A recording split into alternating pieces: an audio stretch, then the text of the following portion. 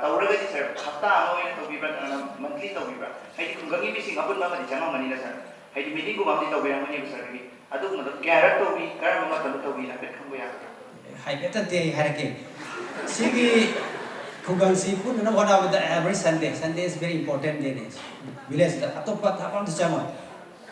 Pung morning pung 5:30 da pena PSC to koma kane.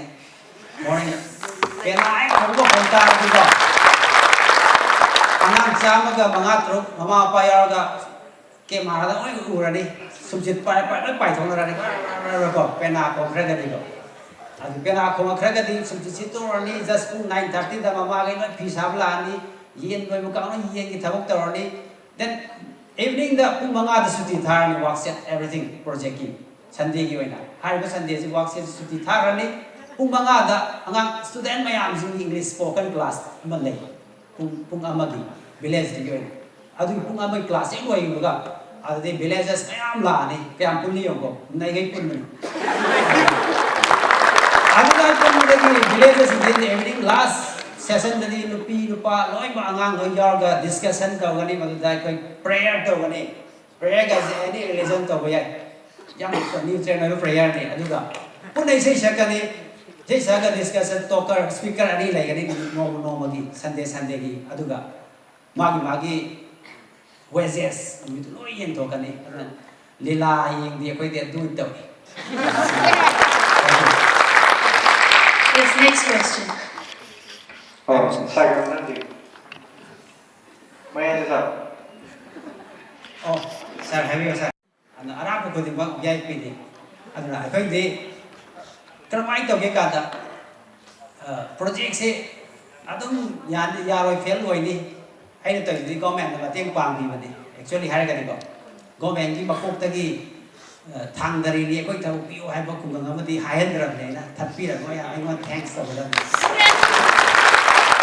ma to ga moi na mai thi ki ba any project government ki som na hai bi ba phajada na ui hai na project ki do government na paikala ko project sing se natra mapung pha bang ngam hite du mai hai bang ngam moi ram de ai ga ma go pra contrast lai ke no an ai khoi ki da mantra am lai khoi mantra do lao kan da thung ai ta se ga ja ne village ai ne lao ya ko ma ko du ne abi mantra de hai ke Sing mantra je sai hai to te do si yu da ha ngam hai to ge ya ko abi mantra dina ne si project success story se kai noi ka ne ko ni di organization first hai we second I last hai si mantra di lai la ada je se ko ai ko ngam wa ma di ko khai lo ka ni dan ge e hai da ha sai lo ka ya sa lần cái cố project se ma bu sau kan di organization si bu sau kan la cái di organization ma dai khoi village sin je lai ni ai khoi si ya rai sau kan ba ai ji koi ni ko ai khoi cha kon pa ji di ai ji dun ya ro ma ni ai ni khal ro nu hai na ai ji na ai ji last tham bi ne ya ko organization first we second I last ai ji sana maintain terus chat le adu na sai mai pa ki dai ka ngu do aduna any project putrokan I first ai kya da ke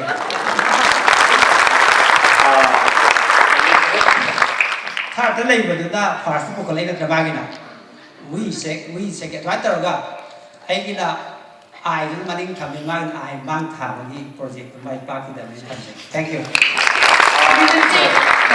This is an example of what John F. Kennedy said. You know, do not expect first the government to do for you. You show what you can do for the government. He is telling the government what the government should be doing. You know, he exemplifies it by saying, I am able to do this successfully, so you learn from me. That's why a government official like me has to go and learn from him. We will take two more questions. The gentleman here on the third row and one more from there. Yeah. First. I do. Sir, okay, English I speak to me, sir, now sida. Support person, support person, support person sang saya tahu, support nama tahu sih. Atau views macam jam dah ada kalau saya views kali itu. I view say I just I the focus say ning tam na maromdom hingjaba masa semjaba adugumba chaukat tu dine na end projectors.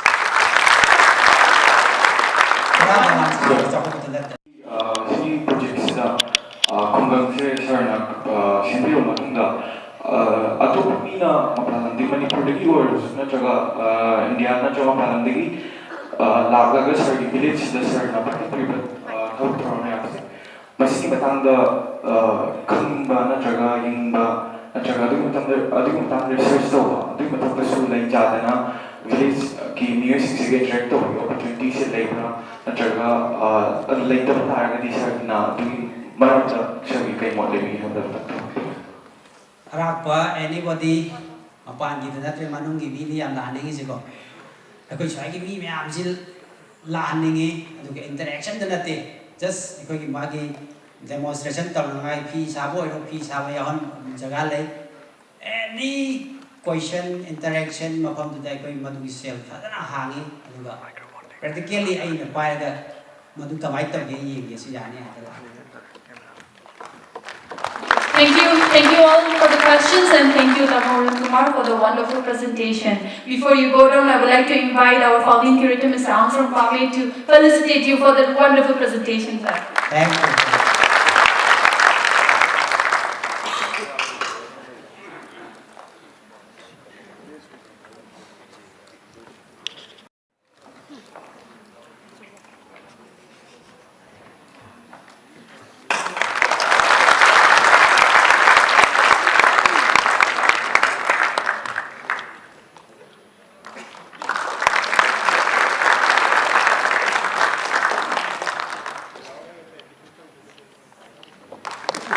Thank you once again,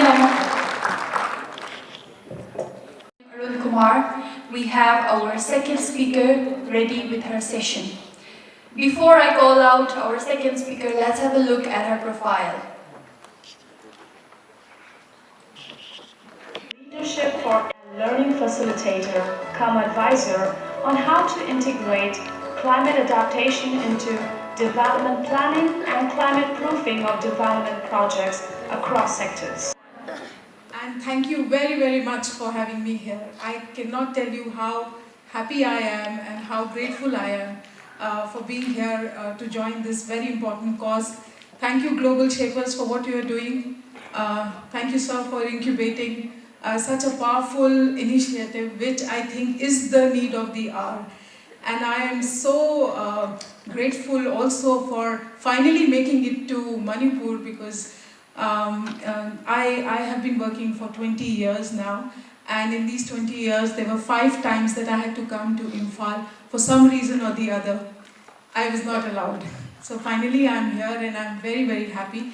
It's great to see the energy in the room. The speaker just before me, Mr. Arun, thank you so much for what you are doing. Thank you for sharing your story here, because as I see it, it is a story of leadership which can make change possible. Ready to do their bit and inspire the government and force the government or any other agency to do the action. And that's where people like you, whoever is sitting in this room on a Saturday, is the hope. And trust me that as I see it, that's the main hope for this country or the world now. Next please. We don't have dearth of technical solutions. You look in, you just at the click of at the touch of your phone, you will find out plenty of technical solutions. You know, what are the technology options, say, to combat climate change or urbanization or rural development. The problem is who will translate these technologies into action. We often look up to the government, but government looks up to us. And what we just saw from the village story is the right combination which is needed, where technology is made to implement. And that's why we need leaders. We need the leader in each one of you to be able to do that. Then we and then I. And if that's one mantra we all could take from here, I think our lives and lives of people around us will change forever. Because the journey is from moving from ego system, the I system, what is my faida, what will I achieve, what is I going to be. From that space, if we could move to an ecosystem space. And that would mean going beyond self. And that is the journey. If we want to be change makers or global shapers, this is what we have to really move to. Yeah, I think we could come to the Prezi now. My request is, if there is anything which is not understandable, and if you could raise your hands and have an interaction, I'm more than comfortable with it. And if you can park the question, we can take it later. But please do try and be with me throughout the presentation. I will not mind any interruption in between. I would, before I get into the space, would any one of you want to just tell me what is climate change? Whatever we understand out of it. The change of environment. The change in environment, yes. Anybody else would like to add to him? Thank you. Global warming, yes. Anybody else can add another thought? There is rise in the annual global temperature, because of which the glaciers, they are melting, and as a result of which the water level is increasing, which is again causing floods and many other such calamities in many parts of the world. Great, thank you. So collectively, three of you have actually told what is climate change. And I will only summarize it with some more addition. That yes, when we say climate change, the way it is becoming to be perceived is as if it's something new that is happening. While this has always happened, it has happened since years. So when we had Ice Age, whatever little boring history, geography we have remembered, in case we do, there was an Ice Age, and then from Ice Age, when we are into the next stage, climate has always been changing. That is not new. It is nothing to get so paranoid about. But what is happening now is the rate at which things are changing and the way we are responding to it. And the number of people on the planet now who have to respond to it. That is one. Since industrialization has happened, this change has become man-made or human-made. And prior to this, it was more of a natural process, and therefore, this entire, the pace, the speed at which climate is changing is much faster than ever in the history of mankind, based on the findings of the scientists. Now, when we say climate is changing, as you rightly said, it is temperature, and the second variable is precipitation. So whenever we are thinking about climate, it is either temperature, precipitation or wind. These are the three variables which define the weather conditions or overall the climate. Now if these three variables are changing, imagine your immediate surrounding will start changing. It starts feeling different. But what we have to understand is that climate change is not a new kind of a subject that has to be done. As we say, okay, apply the gender lens or apply what should I say, poverty, equity lens. We always say apply the climate lens, which only means that this is a new dimension to be kept in mind. It is something which has started happening in the atmosphere and has an impact on the earth, but is not a different subject. It has to be integrated and made relevant to our everyday life. It cannot be seen as a project. It's something which is a way of life, because it is going to since it is going to impact our way of life, it relates to every person on this earth. It is not necessary that only when we are working in climate change, we call ourselves, many people have, we all have expertise on various different things. So we say, I'm a climate expert, but I don't have solution on climate change. So, and it does not work like that. But for climate change, what is important is we all need to understand what it is. And since no one has answers, who knows where are the answers? You may have an answer. Because these global things will have local solutions. So with that perspective, we'll go ahead to what is climate change. If you could please scroll down and please play the video. Yeah. Climate is changing. And when we say climate, we're not referring to day-to-day changes in weather. We're talking long-term trends. Changes that you can only see over a long period of time.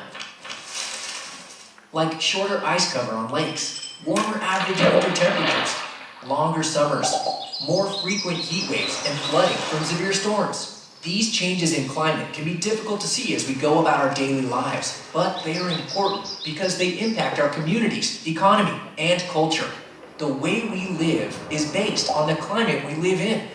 Warmer winters means less ice fishing, snowmobiling, and cross-country skiing, all vital parts of our culture and economy.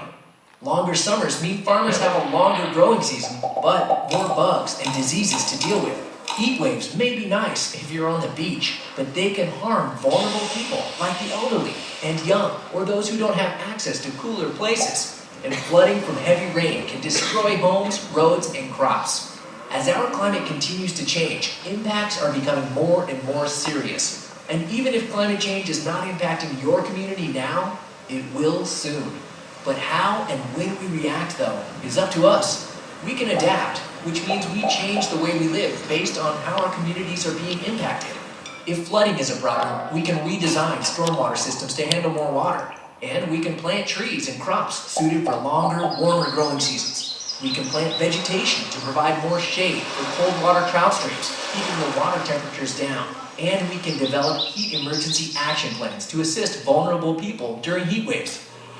Adaptation, identifying and preparing for the impacts of climate change, helps in the short run and can save property, money, lives, and even wildlife. But in the long run, if we are to slow climate change, we have to curb emissions of carbon dioxide and other heat-trapping gases in an effort to reduce global warming. This is called mitigation. Small steps like driving and flying less, decreasing energy use, or reducing consumption are all examples of mitigation. But if mitigation of climate change is to be effective, it has to be on a large scale, which means we have to reduce harmful emissions as individuals, as communities, as businesses, as states, as countries, and collectively, as a world.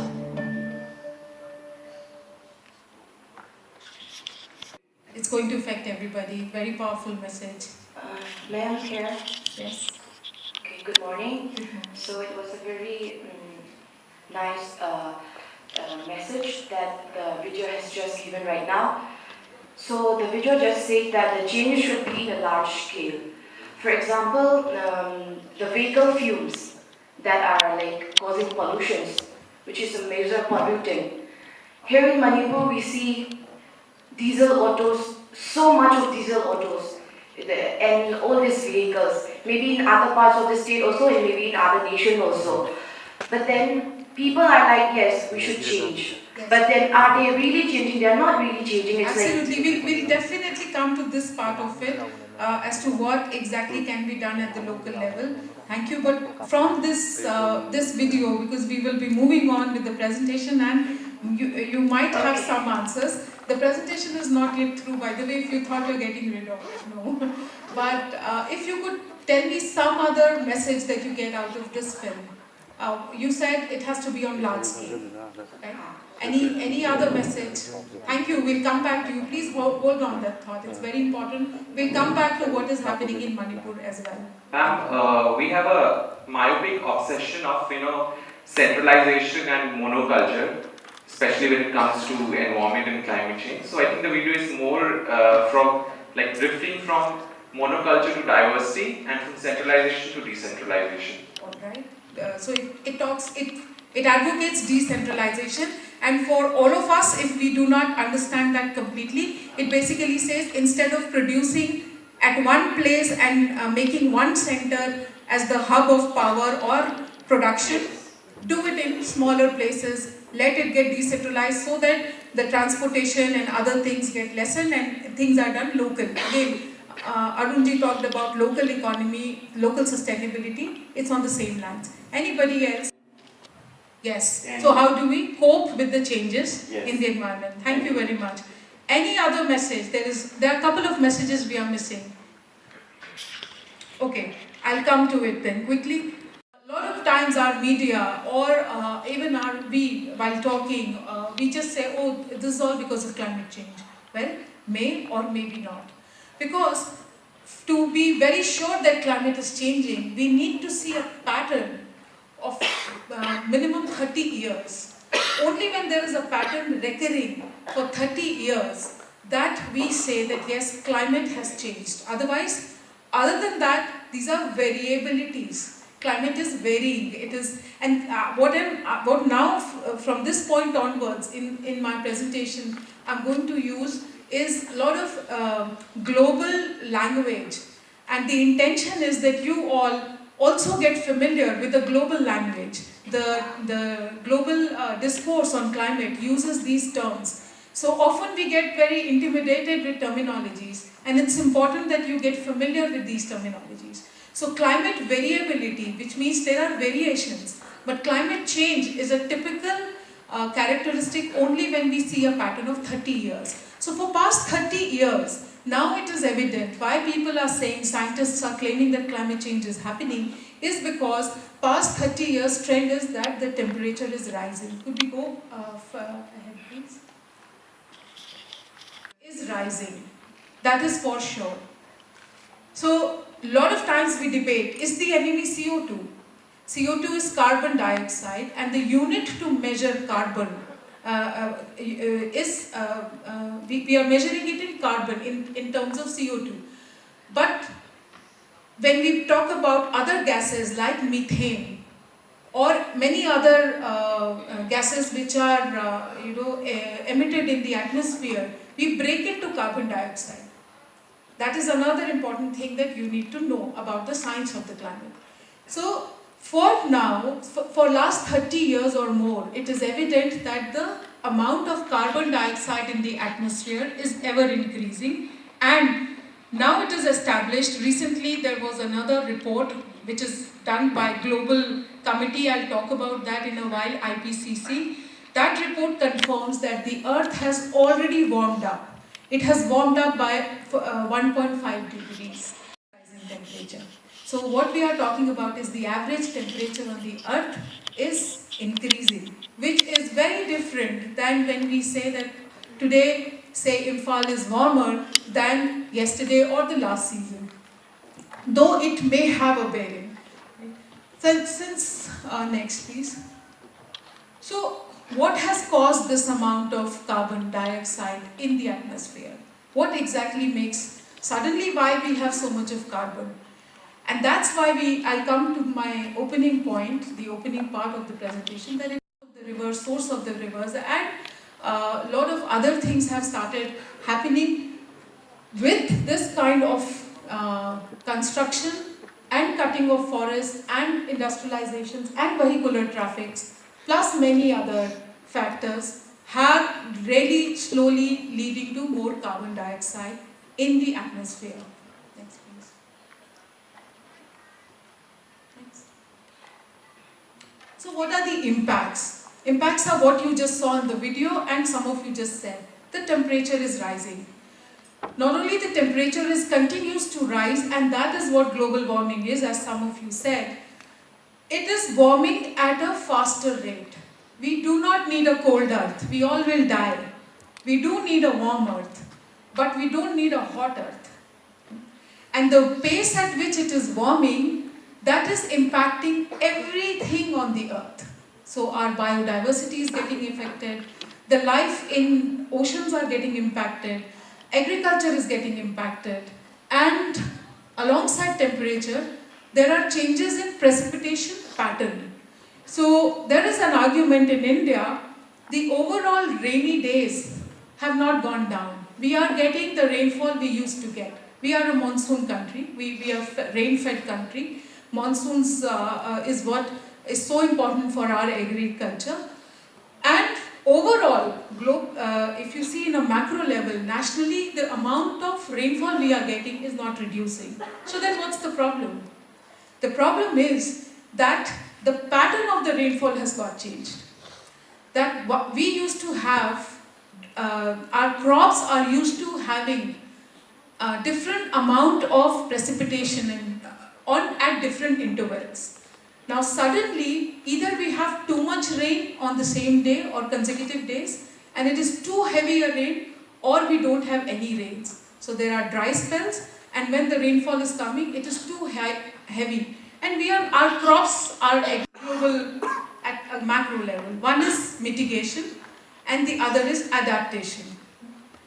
Would anyone want to tell us what is mitigation, irrespective to what is written on the slide? I would like to say. Yes, please. The word mitigation is that says it is a relief, or it is an elevation, or to make less severe, or to make less pain, or to make less difficulties. That is called mitigation. Very nice. The very word says mitigate. Let's mitigate the impact. Let's get it lessened. Let's lessen the impact. So in mitigation, the whole emphasis is reduce the amount of carbon dioxide that goes to the atmosphere. Simple. Just that, have that principle in mind, and then now I'll ask you, how is mitigation possible? Because the entire effort is, let's not put more carbon in the atmosphere. Now, if we are not to put more carbon in the atmosphere, my question to you is, how is that possible? What are some of the measures we can do, you or me, if not at an individual level? Imagine at a society level, what can be done to mitigate, to lessen the amount of carbon going in the atmosphere? Would anyone want to try? Yes, I would try.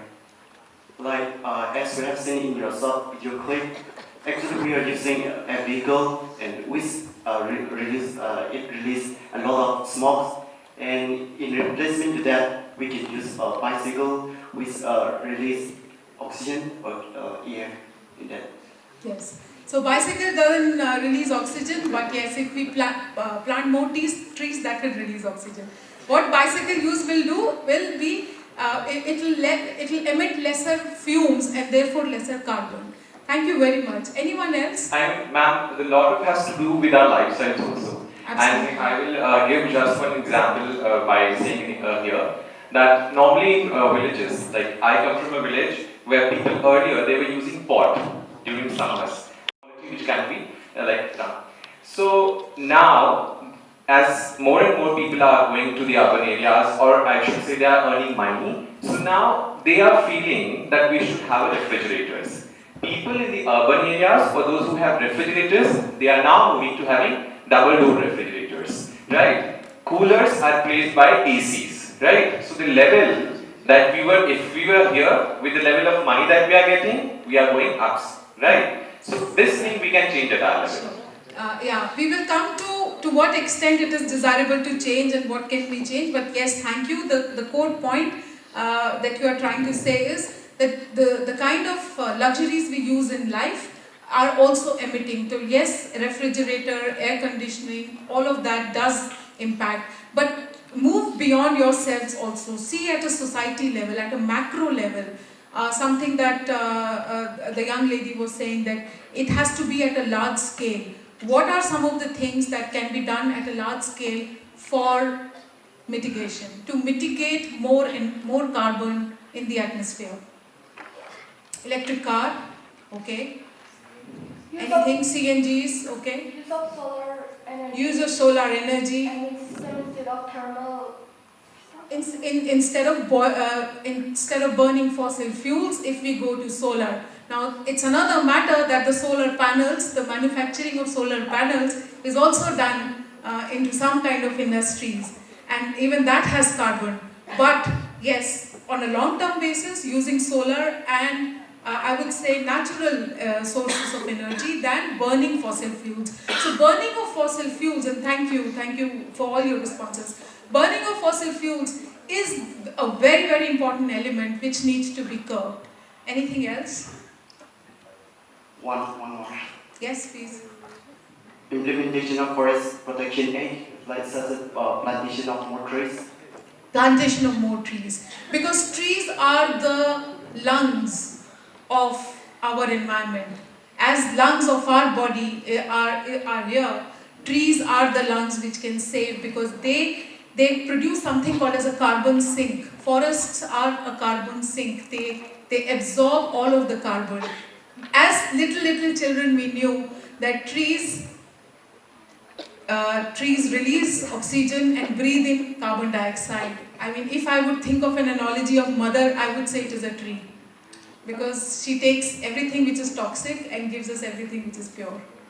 So, that's about mitigation. Yes, please? Here.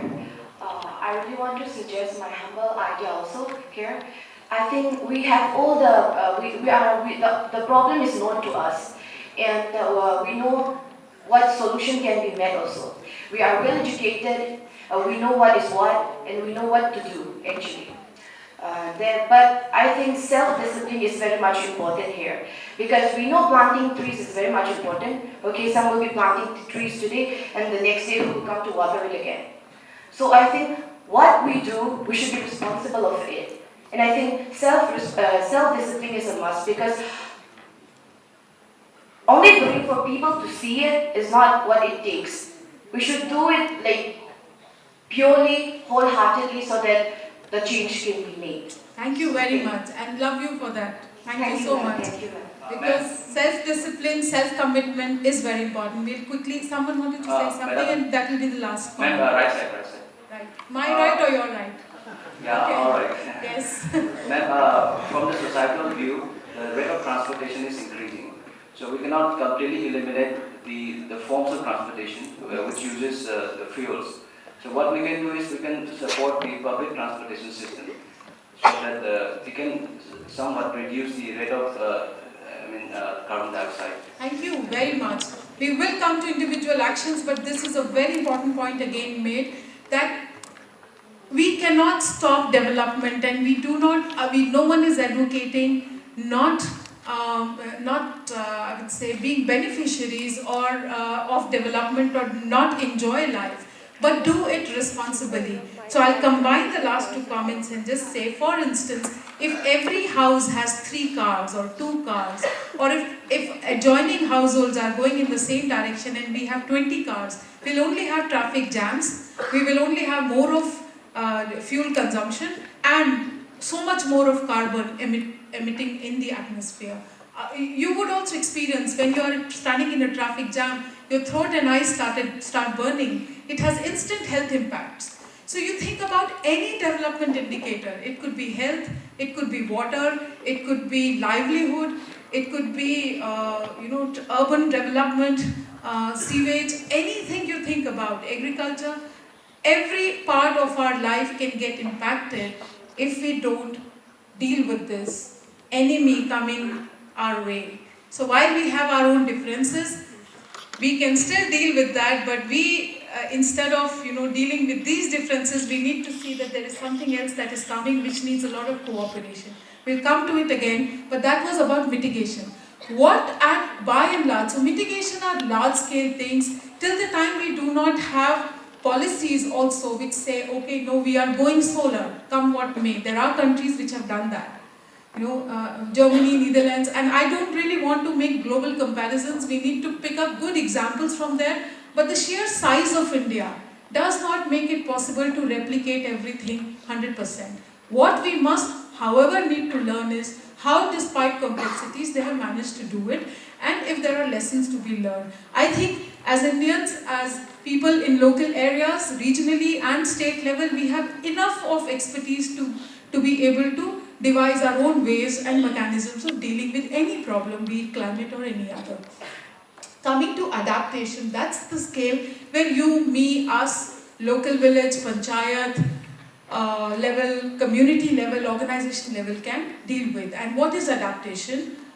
In the interest of time now, I'll quickly go ahead with it. Adaptation is, as someone also said, is about coping with the stresses. So when temperature will rise, when rainfall patterns will change, when agriculture, water, health, all of this is likely to get impacted, are we ready to discipline ourselves, to make the right choices, to make responsible choices of whether we are impacting the environment badly or are we nurturing it? Because ultimately that is the home we are living in. So could we go to the next one, please? It's important that you keep yourself informed about things. That's the first step also sometimes to change, that we know about it. Yeah? Next, please. So yeah, these are some of the terminologies. So we have IPCC, Intergovernment Panel on Climate Change.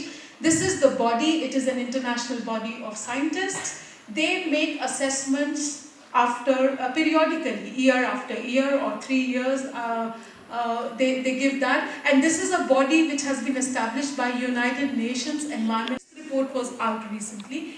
And it is called as AR, Assessment Report. So in your newspapers you will see AR1, AR2, AR5. And that is how they start changing, this is how they evolve the understanding on climate change. So AR4 was saying that climate is changing and it is 1 degree and these are, it's a very detailed process where scientists come together, but they also bring out something called as policy notes to give certain ambitions, certain goals that we have to curb the amount of carbon in the earth to 2 degrees, and therefore countries have to act responsibly. And it's a very interesting debate there. So the less developed country says, well, we have never contributed to emitting carbon, we are only now developing. And this is a very important dialogue you all need to please understand, that the challenge is to balance environment and development. When the less developed countries say that, look, historically we have not developed. It is only now with globalization, with getting better technologies that we have begun to develop. And you are asking us not to make industries, not to go for road construction or go for public transport. We want to have cars for every individual. There are companies like Tata, which says every individual should have a car, and therefore Nano has come. So what about our aspirations? While the West, the Western countries, the ever-developed countries says, well, we will not be able to take historical responsibility. While we have done our own mistakes or we have developed at a faster rate, the earth is same. So there is a very interesting dialogue and debate at the UNFCCC, and most of the times at the COP, they come back without signing anything. So recently the Paris Treaty, if you know, and you would possibly be able to relate to some of this, if someone is following it, please add to the dialogue I am making right now. The Paris Treaty finally had a stage when most of the countries signed up to UNFCCC, but recently President Trump, has withdrawn. So America suddenly says, sorry, I am not a signatory to UNFCCC, which means I will do nothing to curb the climate change, the emissions. And therefore, India is being seen as a very important player because India is a very interesting country globally, from a global point of view, not only from a market point of view, but because of a sheer size. It wants to, the world is looking at us as one of the fastest growing economies, but also we are a very strange country. We have the widest, I would say, divide between the developed and less developed. So we are having a mini India of less developed in a bigger India which is claiming to be more developed. And that's where we need to be. Each one of us have a role to play because we citizens have to come together and create that mass awareness and demand from, as Sir rightly said, demand from government, demand from policymakers that our development has to be equitable. We cannot afford to have 2% riches on one side and 98% of poor or middle class or lower middle class or people in poverty on the other side. That's not the kind of development we the people would like to have. So you would like to appreciate how everything is connected to each other. Climate change or climate science is not an individual study to be done in silo. We have to integrate this everywhere and bring it down. So this was the story about COP, Kyoto Protocol. I will just come to Paris Agreement. So it started with Kyoto. Why Kyoto? Because it was done in Kyoto. Kyoto is a beautiful city in Japan, and therefore we say it's Kyoto Protocol. You will read a lot about this in the newspapers. The reference point is Kyoto Protocol. When the treaty for the global emissions was adopted, and Paris Agreement decided that the temperature under 2 degrees will be adopted. That was COP21. So imagine, it was on the 21st COP, 21st Conference of Parties, that they could finally decide, okay, the capping will be 2 degrees. Because beyond 2 degrees, Earth and inhabitants of Earth, be it humans or animals or biodiversity, cannot afford to have a warmer Earth. Right? Next, please. So what will happen if we have a warmer Earth? We'll see a quick video.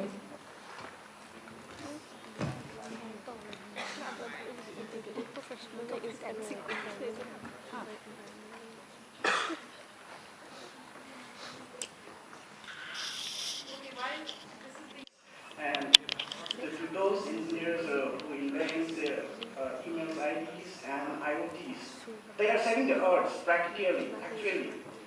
So, an introduction and invention of more IoTs, Internet of Things, might be one of the best solutions. Yes. See, when we, thank you, first of all, thank you very much. So when we say yes, so we need to constantly think of what will work.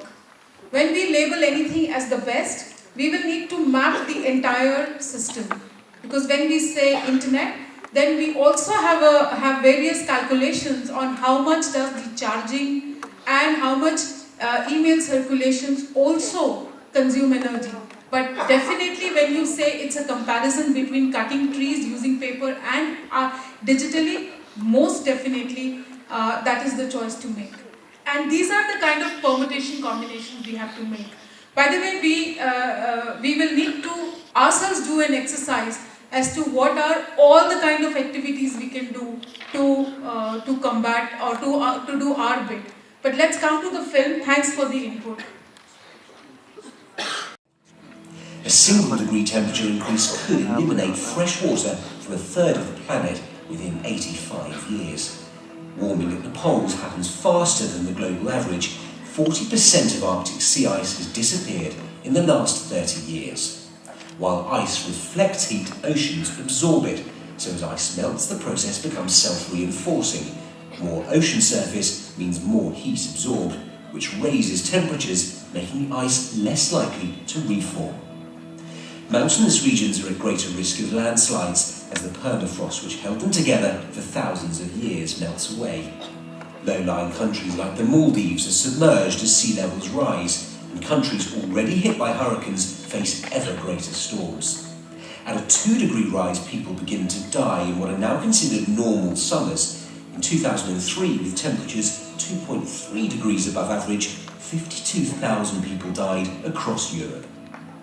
Plant growth slows down, then stops. They don't absorb carbon dioxide as efficiently, instead emitting it. The extra carbon sees global warming spiral out of control. 125,000 years ago, when temperatures were 2 degrees higher, sea levels were up by 6 metres. Today, that extra water makes up our polar ice, which is melting. By the year 2100, sea levels could rise by 1 metre, displacing 10% of the world's population. In this 2-degree future, ecosystems across the globe collapse as species migrate and fall out of sync. A third of all life on Earth faces extinction. Scientists say we can still avoid a 2-degree rise if we limit our carbon emissions to no more than 2.9 trillion tonnes. We've already used 1.9 trillion tonnes, we have 1 trillion left to use between now and forever. At the current rate, we'll use it in just 21 years.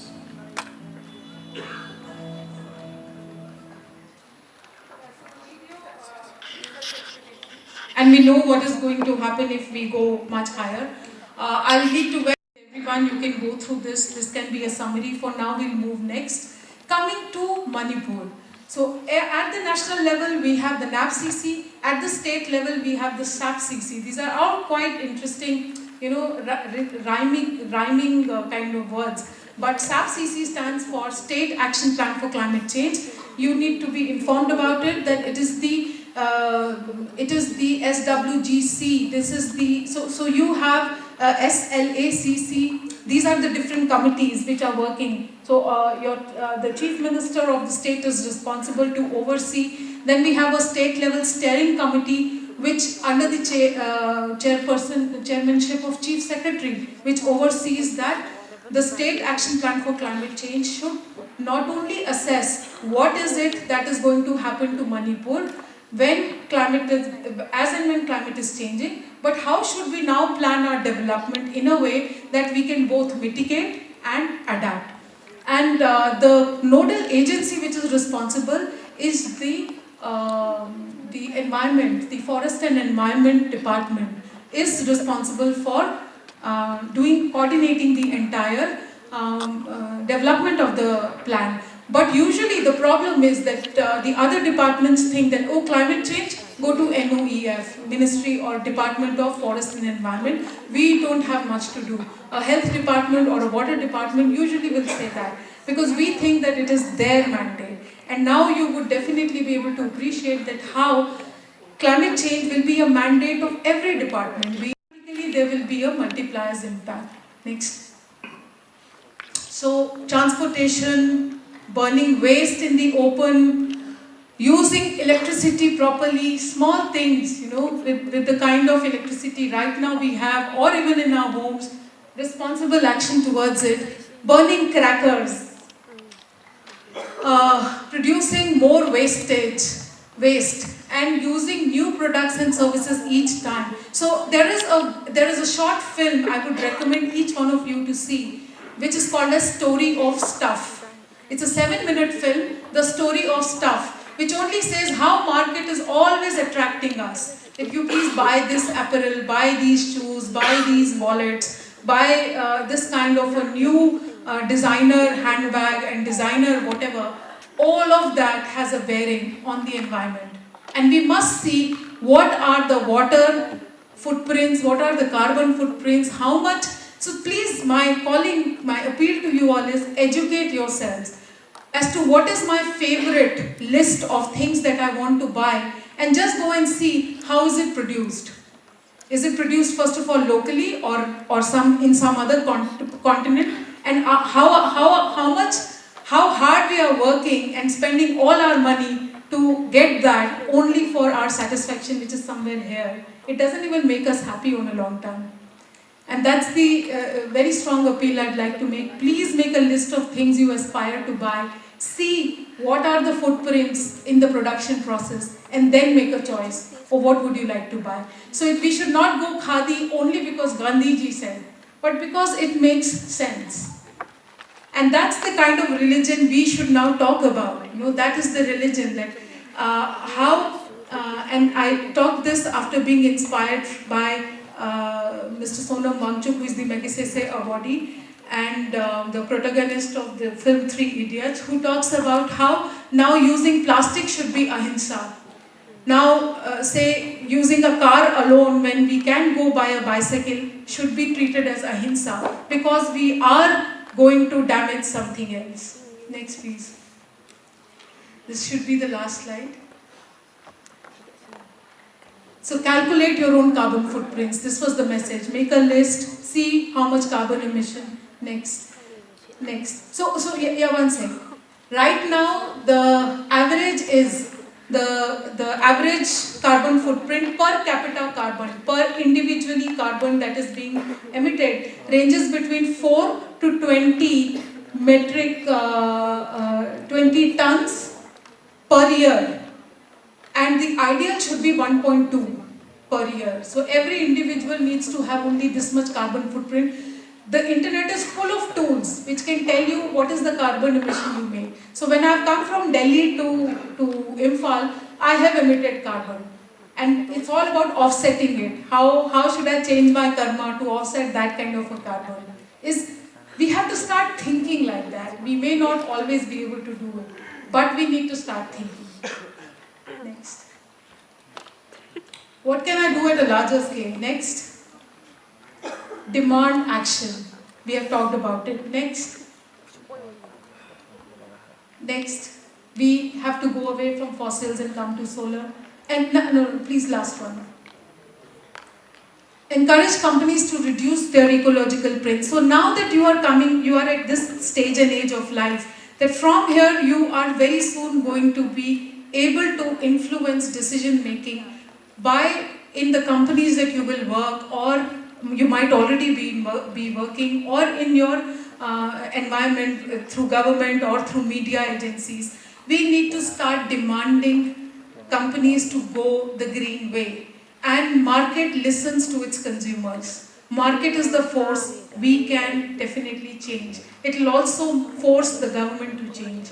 And on that note, I would now conclude and with the last message that we have, that some of you already said and I'll only be repeating. Please have the willingness to do something about things without getting very scared about it. Thank you very much. And now I will invite questions. Thank you so much, Mr. Baptiste. And mitigate the environmental change, we need to do at the individual level. But for doing so, first we have to change our mindset. But in the practical life, individuals, so for example, cutting this is not good for the environment. But after giving awareness programs or something else, he or she follows what he or she done before. It needs some leader, I think. So how to organize or how to motivate them. Please give some tips. Behavior change is not easy. It's painful. And we who are trying to change anybody's behavior has to be ready that it are just doing whatever they want. No? So the idea is that there are no rights and wrongs. And there is no point getting into a debate right now. It is about co-creating a solution. If I have become or you have become environmentally conscious, getting angry with someone who is not conscious may not help. It's about inspiring. We need to inspire people towards smaller actions, and therefore the way we are conducting our workshops, the way we are messaging is very important, so that people will feel the pain point. Yes, thanks, ma'am, please. Here. Where are you? Here, ma'am. Okay. Hi, ma'am. Good afternoon, ma'am. I'm Sophia from GM College of Commerce. And ma'am, my question is, yes, there are many steps taken up by the government, like not only the government, so many organizations, like there is regenerating of municipal waste or electronic waste or like plastic waste, many things are going there. But ma'am, for the air pollution, yes, as ma'am, like ma'am has been focusing on individual improvement, like using bicycle instead of this vehicle. But ma'am, from the industrial level, is there any, yes, we heard that there are many things like those air filters, using air filters and all. But ma'am, can you please stress on any other steps taken by the industrial for controlling air pollution? Thank you. So industries will only take steps which either are, only two factors will help them take steps. One is the consumer. He's a business. There we have businessmen. They are consumers. It will respond to the demand in the economy. Second, the law. Law will also respond to the welfare needs and also to what is happening otherwise in the voting now. So that's a macro level answer. What steps are being taken other than bicycle to, of course if you have to go 50 kilometers from here and you say recommended is bicycle, sorry, it is not something practical, neither desirable, and may not be absolutely realistic. But what is to be done here is has to be done a different kind of planning and thinking. So when we say public transportation, use public transport, but till the time we have a system where door-to-door public transport is not available, it's very difficult. When you travel in a country like Germany or in a country like Japan, people use public transport because it has many connections till the doorstep. Because no one, and there are models to replicate where convenience and comfort of people are not compromised with. We are not talking about taking hardships on one side, because if life becomes too hard, we'll say after 10 days, forget, hell with climate change, it will happen after 30 years, let me live my life today. So the idea is, how do we plan, how responsibly are we planning? So there are things like CNG vehicles, there are public transports, there are trains that are coming to make sure that the transportation is faster. If you talk about industry, it will always respond to what is being demanded. So suddenly in Delhi area, suddenly after for the diesel buses were banned, suddenly there was a rise in factories which were making CNG kits, because it will always respond to that. And that's the kind of policy, that's the leverage there. The entry point is the policy making. And why will government make policy till the time citizens don't demand for it? Next question. Hello. Okay, you will all get your chance to ask questions, but let's do one by one. Okay. Only solution. Which, whatever we may say, we may suggest, it is because of the impacts that the changing nature has given to us. We lack love of nature. And first, we must teach our young ones or children to love the nature, make them stand in awe and around, seeing trees. They should be taught to love trees and nature around us, or make a strict law. If government is the most responsible body, in Manipur, recently there was a case of cutting down tons of trees just for making roads. It is necessary to make roads, but cutting those huge amount of trees is not right, in my opinion. So we must impart love of nature to our youngsters. Nature, we are trying to heal nature, but nature is itself a healer. It heals itself. But we must look and wait. For time being, we must stop to make problems. We must not make fuss about nature. And I would like to suggest, actually it's not a question, but I should say it's a suggestion. I want to suggest to all the people around here, all the participants, to read a novel by Henry David Thoreau, Walden, Life in the Wood. There, ma'am has also spoken about consumerism. All the pollution in seas or whatever in land or soil, it is because of our unnecessary buying of goods and things. Please don't buy unnecessary things. Just question yourself if it is really necessary or not. Thank you very much. So one quick clue from your picking up a thread from what you said is, can we make simplicity fashionable now? Can this group decide that yes, we will live simple and that is the new fashion? So that's what we may want to do. Excuse me, ma'am. Good afternoon, ma'am. Good afternoon, ma'am. Okay, the lady should we say ladies first, or I don't know. Yeah, Good afternoon, ma'am. Who is speaking? Can you raise your hands because we can't see you? I'm here, Atishan here, representing Dynamic Manipur. Where are you? I'm here. Second row. Madam, I would like to ask two questions. Before you ask your question, one short appeal to all our participants. Can you please make your question as short and specific as you can, because there are so many people who want to ask questions.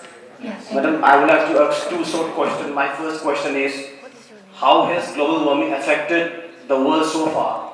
And my next question is, what impacts will global warming have in future? Thank you.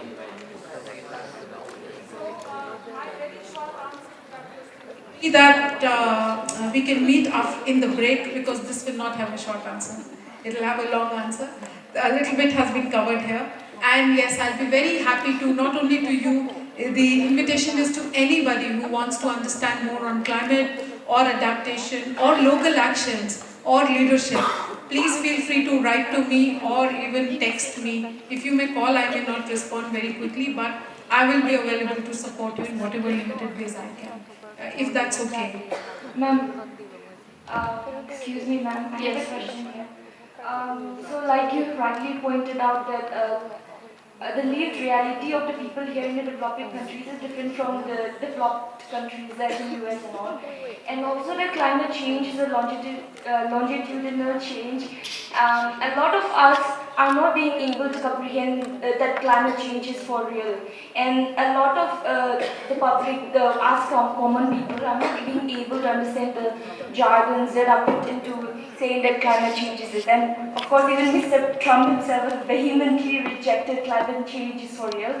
So I just wanted to ask, what can be the awareness for people, normal people, common people like us, to put an awareness into the people that climate change is for real and to make this problem our own? Okay, that's the question. Okay, thank you. So there are many resources. There are resources which teaches climate change as though it is being taught to kindergarten children in pictures, and there are evidences. That's the kind of literature available. There are many videos, animation videos, to make the science of it clear, right? The science. But you are talking about the belief, how to make people believe that it is happening. That is where someone said mindset change, attitudinal change. One has to be open-minded to understand and believe that this is happening. And for that, the best way is to give evidence, which is something that person can see or feel around their life, which can be made related to their lives. So if we only talk about planet or COP or global or national, it looks very far. It does not look something that will impact us. So if it has to make an impact on someone, it has to be something which will relate to their life. Unless that happens, they may not be very bothered about it. And there is enough literature which will explain the science. And the thinking, it sets a thinking. And let people stay with that thinking. We don't have to be experts to give answers. Yes, we don't have all answers. No one in this world has answers. And it's okay to let people think, but let them relate to it. Unless we don't relate it to our lives, it may not happen. Hello, ma'am. Mentioned about mitigation of climate change through agriculture. So, indeed, as an expert of climate change, may I know from you on how organic farming is actually helping to mitigate climate change? Also is a very high contributor to carbon emissions. It's not that agriculture is not contributing, but because of use of fertilizers, when we go organic, when we use manure as our natural fertilizer, it definitely does not contribute that kind of carbon in the environment. But agriculture will have to make many adaptations. There are many crop varieties which, because of declining soil fertility or changing rainfall seasons patterns, may not be able to produce the kind of yield. The crop yield may go down in the changing scenario. Hence, what is required is we need to think about different varieties, and there are scientists who are working tirelessly on getting these solutions. The important part here again is to, at a macro level, to make a decision here, because the idea is to make sure food security does not get compromised with. So at no point can we take a decision that if we get so worried about it and we start demanding that it should only be organic and no other way, then we'll have to maybe go the Sikkim way. Now Sikkim is a totally organic state. But it has taken years to come there, because at a macro level the production should not go down, and no one, the supply of food should definitely not be compromised with. So it will always be a permutation combination that we will need to use. Use bicycles and change vehicles. But my question is that the CNG vehicles and the bicycles are not handmade, but are made in factories and industries. So are there no any alternatives other than using CNG vehicles and bicycles? That's my question now. Yeah, the vehicles that God gave us, the two legs. CNGs, these are all options. Now at that point, what option can be used is something we can think about, and that can be done in decision making. So normally in marriages or in big parties, what we say is cars after cars, because we all want to show that is the mindset change that is required. Can we think of a sustainable way of organizing our events? Can we think of sustainable way of traveling to offices? And rest, everything that is being done by, say, politicians or celebrities is all symbolic. It is to give a message. That cannot be a solution in itself, but it's a very important step. Yeah. So, to be honest, I don't have a very decisive answer. Hello, ma'am. We will take just 2-3 more questions and then we'll have a break. Yes. Hi. No, the guy here, the man sitting on the second row. After. Ma'am, I would like to ask a personal question, since everyone is asking general one. I would like to know the area of focus of your project regarding SDG, Sustainable Development Goals, and are your project based on United Nations Development Policy? Your project are based on United Nations Development Policy, or is it something else? See, so there is nothing like, I would say, my project, but the SDGs, the Sustainable Development Goals, is another very important area you all should know about. These are goals, so they were MDGs, called as some Millennium Development Goals, which are now converted to SDGs, which talk about what are the goals. When we talk about sustainable development, what all should happen for development to be sustainable? Which, in other words, if we make it more simple, what are some of the things which are bare minimum that should happen if we say development is happening over a long run, and which ensures that it's not only today and some of us are developing, it is over a long period of time when all of us are developing is the crux. So it talks about gender, it talks about climate, it talks about urban, better cities. So there are 17 goals. Now there are different projects under each of these goals. Some of the projects are done at a macro level. So countries are having bilateral cooperations that are called as, they are called, so there are some trans-boundary water projects. There are some regional projects where SAARC countries are together. There are some global projects, in terms of, say, having water-related issues or health interventions, or solar, or even technology exchange from some country to another country. Those are the macro level projects. Coming down to individual level, we need to also start thinking how everything that we are doing in our work, in our grassroots level work, can contribute to the SDG. So when whatever little I was blessed to listen to Mr. Arun, what he is doing is actually contributing to SDGs in many ways. He's contributing to livelihood, he's contributing to governance, he's contributing to sustainability in many, many ways. Because if that is happening, health is improving, water resources are improving, people's consciousness is improving. And I'm so grateful to you, Mr. Arun, that you have a place where people from multiple faiths can come and pray, because that is what we really need to have. So I would again reiterate that there is no one project or there is no I project. There are some projects that we are doing in Andaman Nicobars and in the Himalayas. And LEAD is a global network of fellows. So our fellows are working in all parts of the country. In different ways they are contributing to SDG. So some people are working on malnutrition. They are contributing to the public health and reduction of poverty and malnutrition and standard growth. Similarly, people are contributing in livelihood. So normal people they don't know about the environment stuff, because most of us here are literate, so we are a little bit more aware.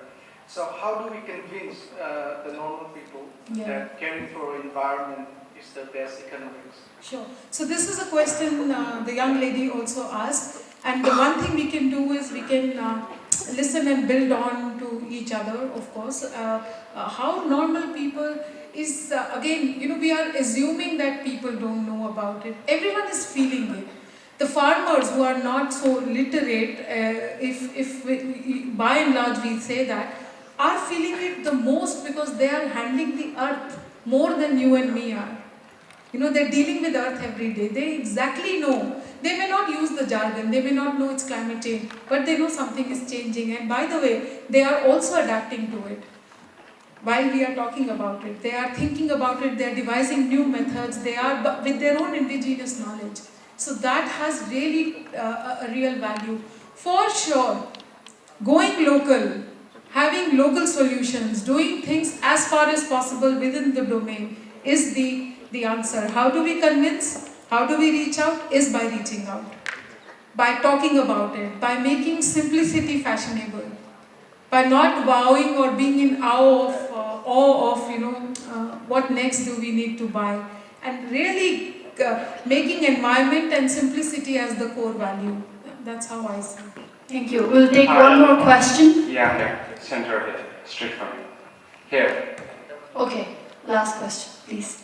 Yeah, I'm Yong Chang, coming from Shuri. It's not new to us anymore, but alternatives. Because 60% of us depends on agriculture and 40% depends on forest products. So I want to know what alternative can be given to those depending on the forest products, cutting down of trees, and then give another thing that I want to know. Thank you. Thank you. So, very pointed question. Thank you. Diversification is the answer. Over-dependence on anything which is uncertain will not help. So diversifying would mean not only, say, if it is agriculture only, thinking about horticulture, animal husbandry, or value addition of the production, or having small self-help groups trying to do other livelihood activities, which are natural resource management based activities, which do not harm the environment. So taking environment along, using those, so therefore having small enterprises from the forest produce, or having diversified crops, getting educated on the new crop variety and how to replenish the soil are the kind of things. This itself is a huge domain of knowledge and expertise that is needed. But for sure, dependence on one, especially if it shows that that particular source is vulnerable, we need to diversify and have different options to be dependent on. And that's what comes under adaptation. That is what the preparedness that has to set in. Which in some cases is happening on its own because families and farmers and communities which are facing it are already adapting to change. And where they cannot or are not being able to is where the hand-holding support is needed. And all of these strategies are covered in your SAP-CC, the State Action Plan for Climate Change. The irony with it is that it is a document which has been left unattended. It needs to now get implemented by different land departments. Thank you all. We're really sorry we cannot take any more questions. We have lunch break after this, and our speaker, Ms. Bhavana Luthra, will be available to discuss any sort of doubt you have. So please don't worry, you'll get all the opportunity you need during the break. So thank you once again, Ms. Bhavana Luthra, for that wonderful session. We cannot be more, we are really thankful that you traveled all the way from Delhi and you came straight from the airport to present this lecture. So ladies and gentlemen, please give another round of applause for Ms. Bhavana Luthra. Before you go down, I would like to invite our curator, Mr. Bankim Nongthobong, to kindly come up on stage and felicitate our wonderful speaker. So while he's coming on the stage, I really want to thank you very much. You were amazing, and thank you so much. If we can make simplicity fashionable, thank you so much.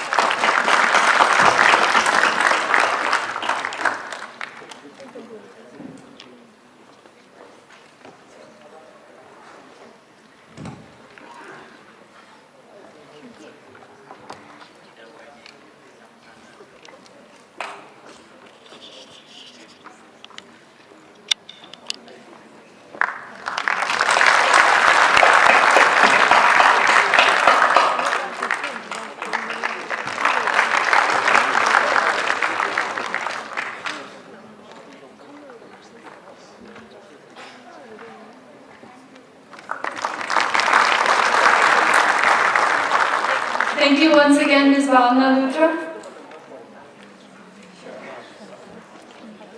Before we close the morning session, there are a few announcements to be made and one special moment to be given to a dear friend of the Global Shapers. Do we have any representatives of Enfogel from Ukrul?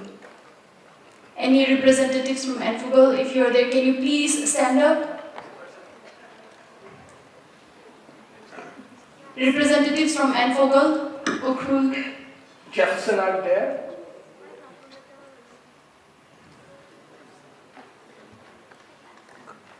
Okay.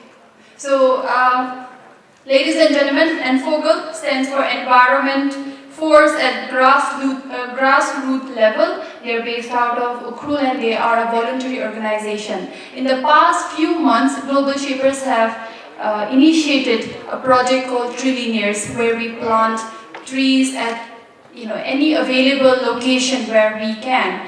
So the goal is to plant 1 trillion trees in the South Asian region, and Global Shapers Imphal Hub has been part of this project at our local capacity.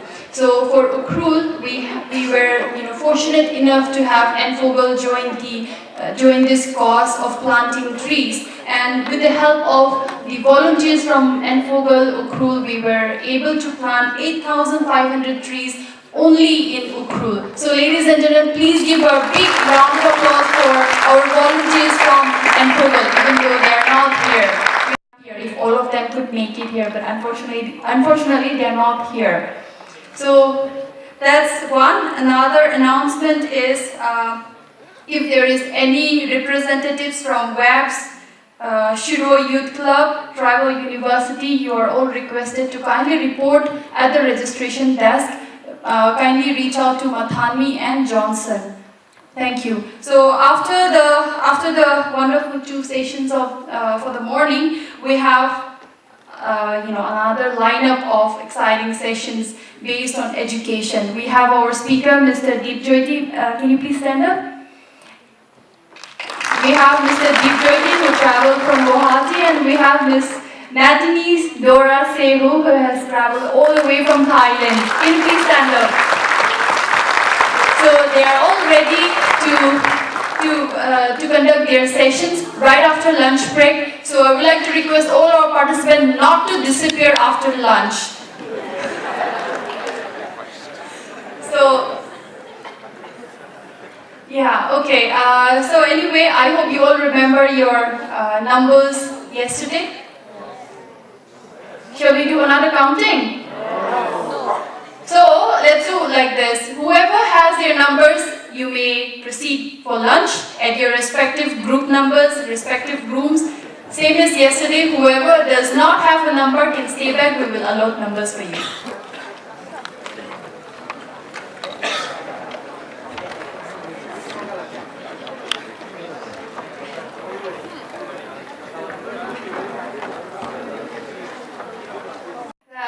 Our friends from the hills and from outside Manipur were not able to understand properly what Mr. Arun Kumar had spoken. So we have a small video that we will be showing from YouTube to have a revision about his project. So please bear with us.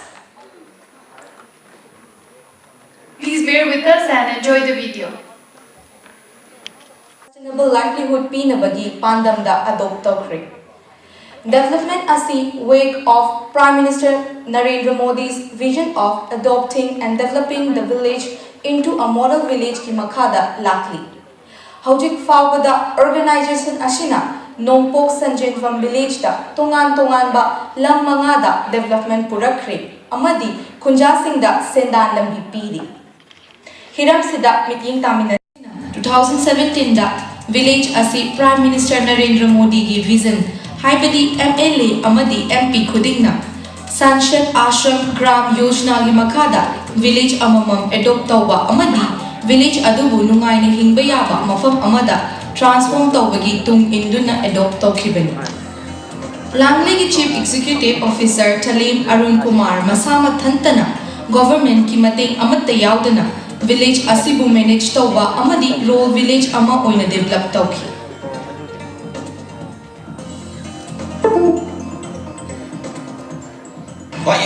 da kungang sida human resource da focus tawra koi angang si lumthong yang angang amon koi na tawthuo ga angang si sana bagi mai ga pusale han ba ani suru da semilon da ena mateng pangba ya voluntary farm yum da plan taw implement taw another mana nupi khaktak yo na nupi cham yang kai tawthuo ga ba sumin na ya ba na sumin na ya ba loin lum project amai na implement taw ai ba sina yang kumang sau san na kai kunang ni da han changa ki adu ki response yang mai ba phange myam singi unsida tang lai ta ba ki mami ta ba hore aduga tongan ba suning mononing ba wa culture si mayam wang khalle aduna ngai ba di phore Ihan hana lupa 1.5 crore invest tawduna Arun Kumar na Langai Banner Makada 12.5 acre Pak Chau Balam village aduda bara lauduna common facility center ama establish tawki. Center asina village adugi imung khudik makki nupi singda fiswalo sak khudong chaba piki.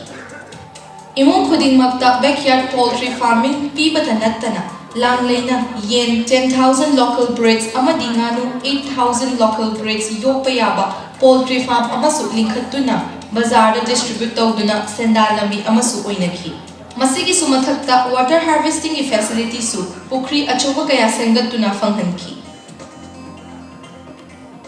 si wakanje ka koisu dum yawning bai wakan de dum koi da hadi yum da sabje than da sawni na tawun khang da ba stadi ma'am samina wani na dum saning bai wakan dum koi si yam harau mo phawai hadi lekai jida phana ba chakwan ba sen thung gi marum da tawra ka je si yam ngai Panbe yai madudi Langleina technology advancement gi kana balauduna Jackson Tharangi damakta sound system yawba 32 CCTV camera village ki manung amadi akoi beda install tawke Project asibu tongan hiram mangada mai pakna launch tawkraba amadi village asibu role model village amada convert tawkraba matungda Arun Kumar amadi mahaki teamna RO water plant school amadi healthcare service ama hawdokna bagi pandam thamli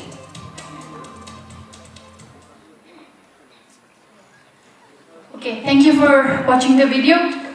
I hope our friends from here 500 trees so far, and we cannot thank them enough for their dedicated commitment and for their love for the environment and for nature. May I request our founding curator, Mr. Armstrong Kwame, to kindly come up on stage and present our very humble token of love and appreciation to our friends from Imphal. Ladies and gentlemen, another round of applause for our friends from Imphal. Please give them a huge cheer. They deserve it.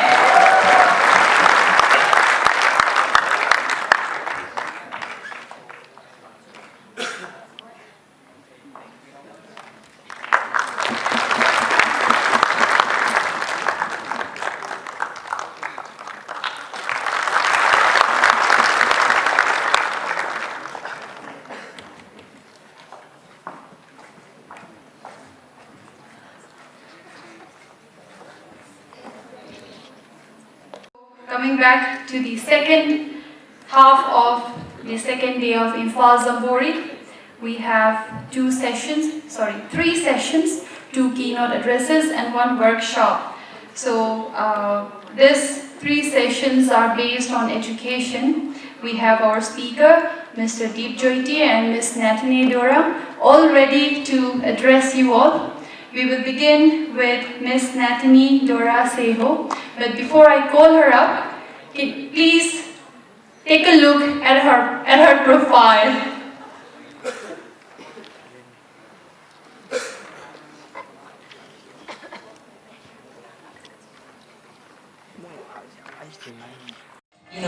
Upgrade our textbooks. She's also working as a training instructor, school DO, Director of Business Development, Learn Corporation. Graduated from Stanford University School of Business. She was a curator 2017 Global Shapers Community for Canada. Also a coach for Change Makers Ashoka. Like STEM is science, tech, engineering, and math.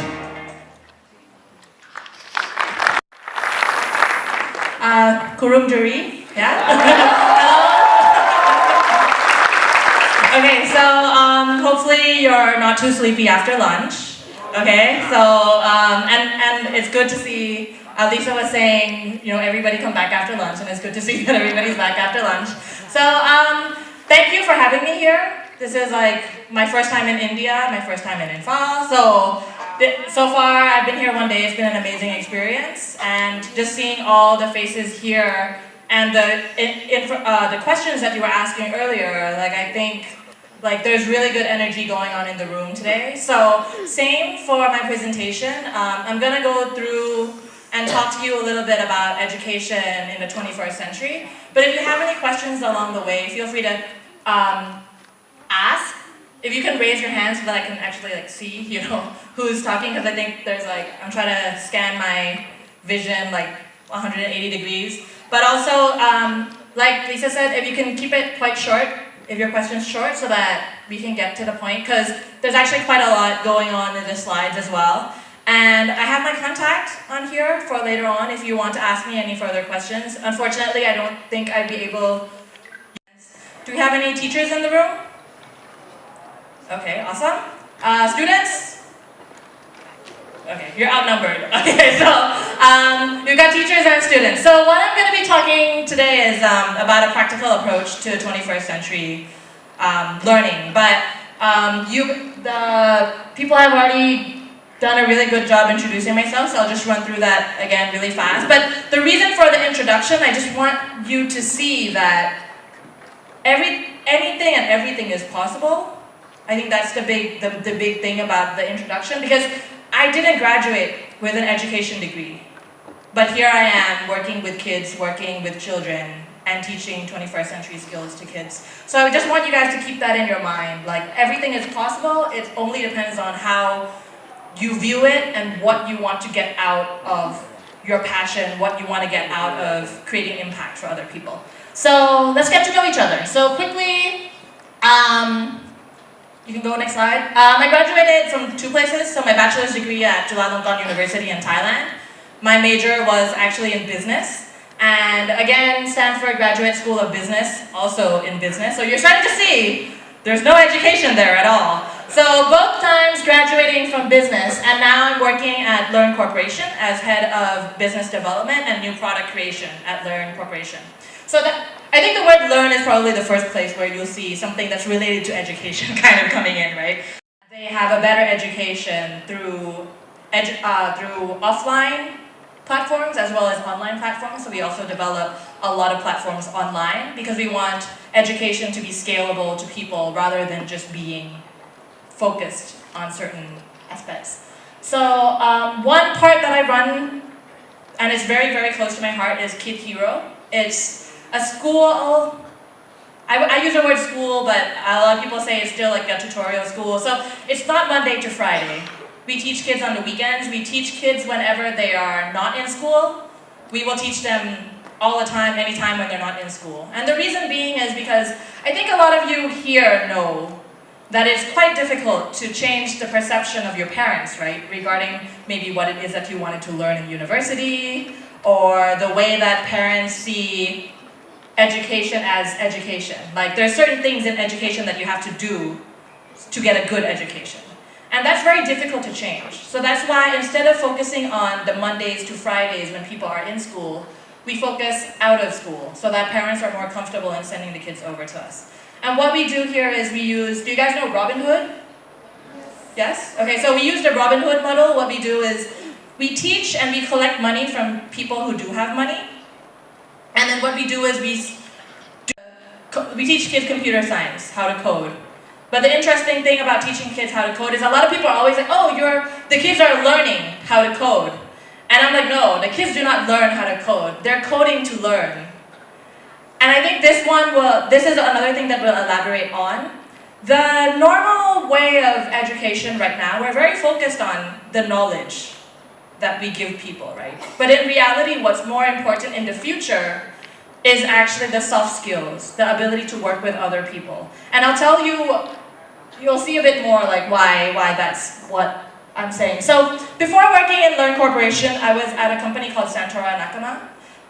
It is a startup studio. So before this, I was fully in technology. I was working in technology. I was flying around to a lot of places all over the world.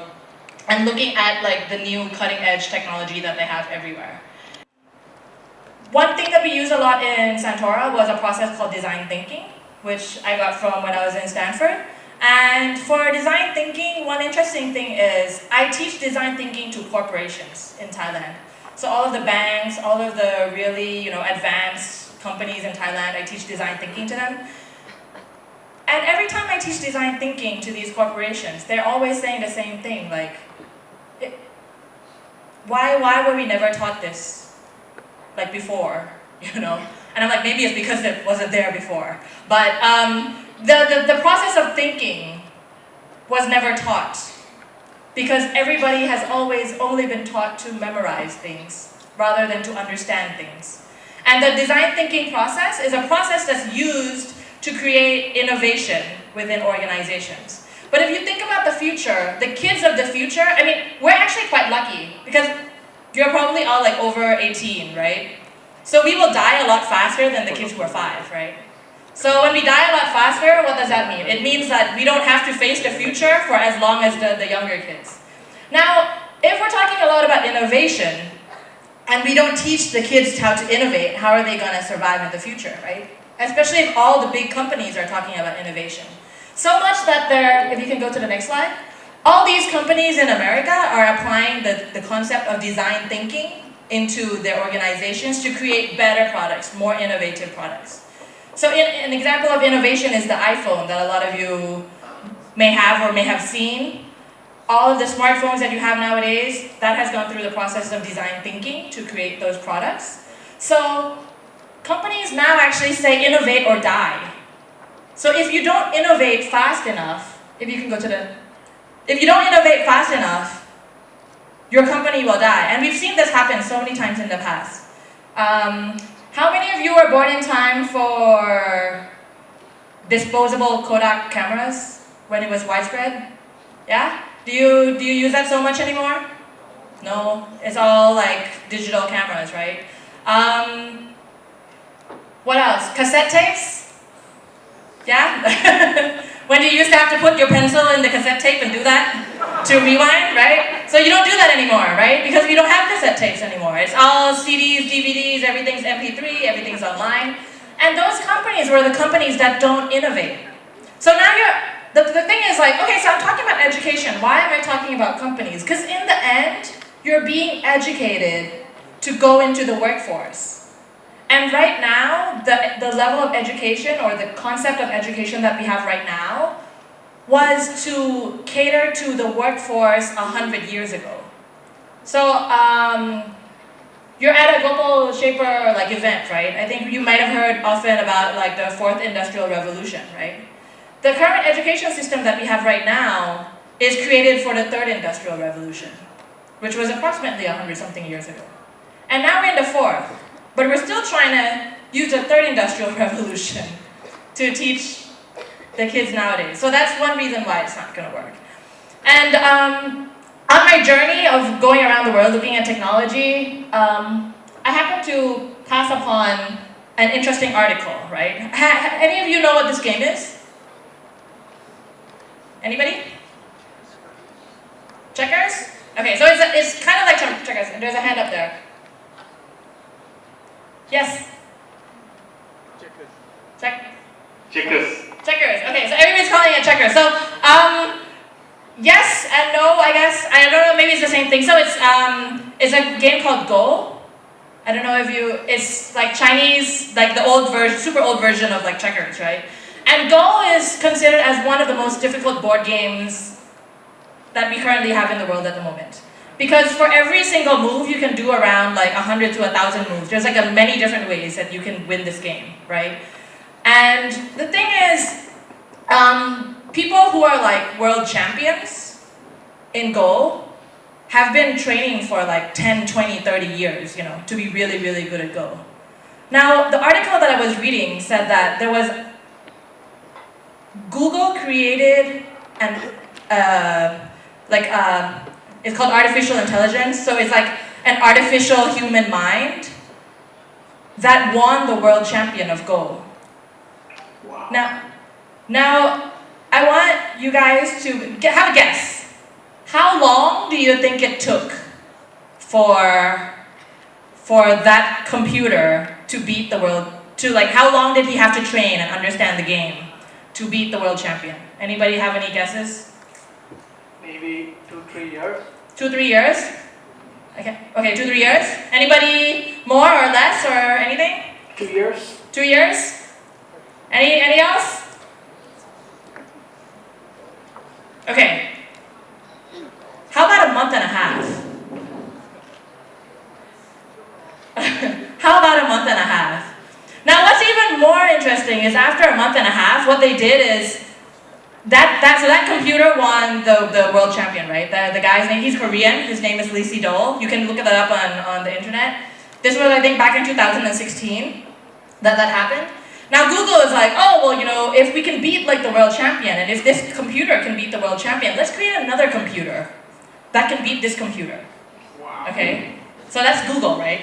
That's Google for you. So it's like, okay, let's get another computer that can beat this computer. So they built another computer. The first one was called AlphaGo. The next one was called AlphaGo 0. Can you guess how long it took AlphaGo 0? How long it trained for to beat AlphaGo? So it's gonna be less than 2 years, right? Do you think it's gonna be more than a month and a half or less than a month and a half? I heard about 8 hours. 8 hours? Maybe a week. Okay, about a week. So 8 hours. 8 hours was all it took for. Oh no, wait. Sorry. It was a bit more than 8 hours for AlphaGo 0 to beat AlphaGo. 1 month. Less than a month. It was only a few days. So I think I have it. That's 90 days for AlphaGo. If you can go to the next slide. To the next slide. 3 days for AlphaGo 0 to beat AlphaGo. 3 days. Okay. And then Google was like, oh, well, if this computer can beat AlphaGo, then I think we'll create another computer to try to beat AlphaGo 0. Okay? So they did. Can you guess how long it took for that computer to beat the one that beat everything so far? 1 minute. Okay, maybe a bit too short. So 8 hours. 8 hours was all it took for the new computer to train to do something else. Now, why am I telling you this? So if a computer can do something that a person like us, has been training 20 years for, and can do that in 8 hours, so what does that mean for our future? It looks pretty dim, right? It looks pretty like, oh my god, how am I gonna find a job in the future? And that's the thing, because a lot of the things that you are doing now, or you are training to be in the future you won't have those jobs anymore. So I graduated my bachelor's degree in accountancy. Now in Australia and New Zealand, they don't have accountants anymore. So if I was in Australia or New Zealand, I won't have a job. If I was doing my old job. But you see where that's taking us? So, I mean, for us, that already seems pretty difficult, right? But what about the kids in the future? This is something called 21st century skills. And I think a lot of you in this room might have heard about it. It's only starting to be trendy 20 years after we've gone into the 21st century. Okay, but 21st century skills is something that now a lot of schools and a lot of in the future, the smartest person in the room is going to be someone with a smartphone in their hand. And whoever can Google faster, right? So if I can Google fast, then I'll be smarter for 5 seconds than all of you, because I Googled 5 seconds faster than all of you. But if that's the case, and your life depends on a smartphone, then what is it that we need to teach our kids? What we need to teach our kids are actually soft skills. The education system actually kills creativity. I see a lot of you nodding, right? I was like, yep. The current education system kills creativity. How often has it been that maybe at a younger age, you said something, but the teacher said, well, never faced climate change like this severe before. And if the world has never faced climate change this severe, no one has ever found a way to solve it, right? So if no one, through good logic, have not found a way to solve it, then perhaps you need the creative generation, and there's creativity. I can send these slides over to you guys. I think it's a bit small to see, so I can send these slides over in a bit. But So these 4 skills are very much needed for the kids in the future to survive. And not just the kids in the future, but actually you guys as well. Because a lot of people are still in university, right? Okay. Are you on the path to getting a job yet?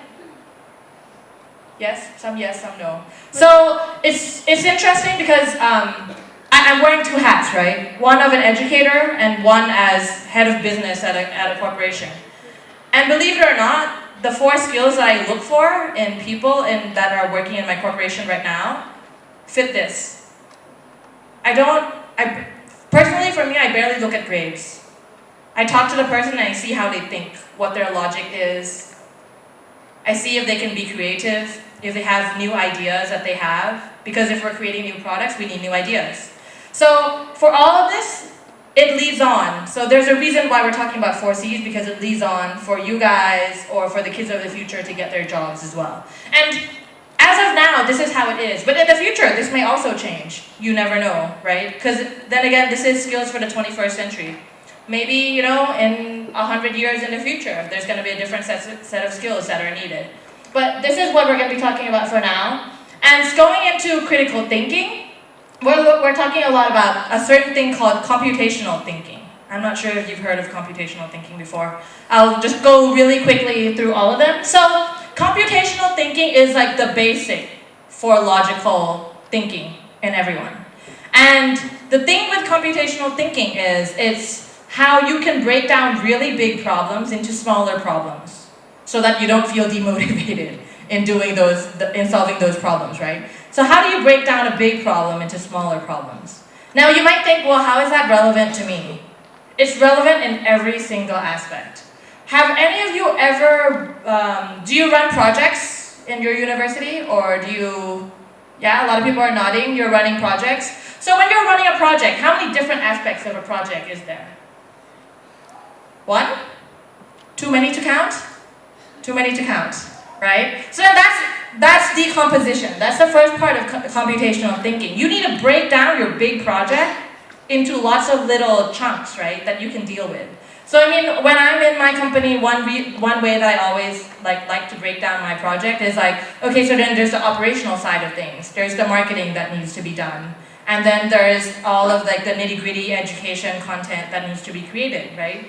So you need to break it down. And then when you break it down, you need to know where they merge. So that's the first part of computational thinking. Now the second part is a thing called pattern recognition. And everybody's like, that sounds like a nursery school.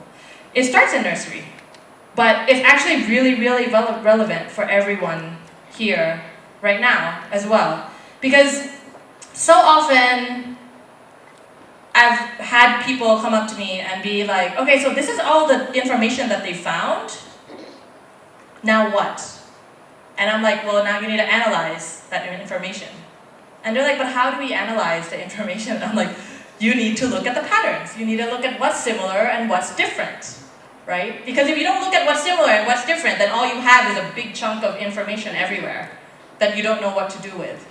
So the thing is, a lot of people were not taught to recognize patterns at a young age. And so when they grow older, they don't understand the concept of pattern recognition. And they think it's not relevant in their everyday life. So, as a kid, do you guys get to read nursery rhymes a lot? Yes, okay. So nursery rhymes are actually a very good way to teach pattern recognition in kids. But if you only read them, you're not going to teach them very much pattern recognition. But if you read them and then you show them the spelling of the words, what they can see is, so let's say, you know, the cat in the hat. The cat in the hat sat on a mat and he saw that. So there's all that AT something, right? CAT, MAT. And when the kid sees that, he's like, oh, so the 2 end letters are AT, so that's the at, and the front is whatever you want to put there. So then you can ask them questions like, how do you spell fat? You know, and they're like, oh, F. Okay, so FAT, right? So then, by doing that, you're teaching them to think more than just memorize how things are spelled, which is what happens to a lot of kids nowadays. So I have like 3 nephews, not all in 6th grade. What I'm actually doing next year is I'm taking them out of school for like a year just to be with me, and I'm just gonna teach them when I'm working. Thank God their mom allowed me to do that. But like that's the thing, because they've been only taught to memorize since they were at a young age. Even in Thai, like the spelling is similar. You also have nursery rhymes. But instead of teachers teaching kids to see how it rhymes, they're only like, no, that's how you spell it. And that's how you spell it, and that's it. You know. So yeah, like these are things that you can, take if any of you are in schools or have kids at your house or have like siblings, like you can use these tricks and like just get them to understand this more. So going back to computational thinking, the third part of it is what we call abstraction. So abstraction is like seeing all the information and being like, oh, this isn't necessary, so you throw this part away. Okay? Because so often, do you ever see someone who's trying to squeeze everything into like an equation, and it's like, but you don't need that in the equation. Like you can throw that away, and you're still like trying to put that in. So that's when you don't use abstraction on trying to understand what's needed and what's not. And the last part is called algorithm design. So algorithm design is just knowing what needs to come first, what needs to come second, so that people can think like more creatively. So the way I teach, it sounds really complex, right? Because the word algorithm is something you learn in like university or like in high school. But I actually teach algorithm design to 5-year-olds. And it's really easy to teach algorithm design to 5-year-olds. You can ask them like, hey, so, what do you do before you leave the house in the morning? And oftentimes they'll be like, okay, so you wake up. And I'm like, okay, wake up. So can you write, or we'll write it down for them. So then they wake up. And then what do you do after you wake up? They go to the bathroom, take a shower. So go to the bathroom, take a shower, brush their teeth, and eat breakfast. Now, here's an interesting thing. Who here eats breakfast before brushing their teeth? Who here brushes their teeth before eating breakfast? Okay, so you have both, right? Now, you see, if you're teaching kids to be creative in the future, you can't tell them stuff like, oh, you eat breakfast before brushing your teeth? Like, that's not allowed. Guys, everybody does. Well, not everybody. I do that. A lot of people in this room does that. Yes. Right? Yes. So it's not like, you can't just say, this is not what you do. Because that's also killing creativity within the kids, right? You need it, like, for stuff like that, you'll be like, okay, so it doesn't matter if you brush your teeth first, or eat breakfast first, and then brush your teeth. But some things do matter. So when they start saying they go to school and they need to get dressed, I was like, okay, so then how do you get dressed? A lot of them will be like, okay, we'll put on our shirt, we'll put on our pants, and I'm like, and underwear?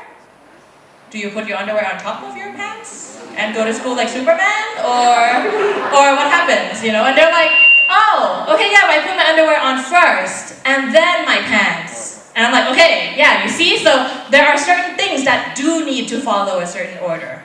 But there are a lot of other things that don't need to follow a specific order. And I'm like, okay, so then, other than your pants, you need to put on shoes?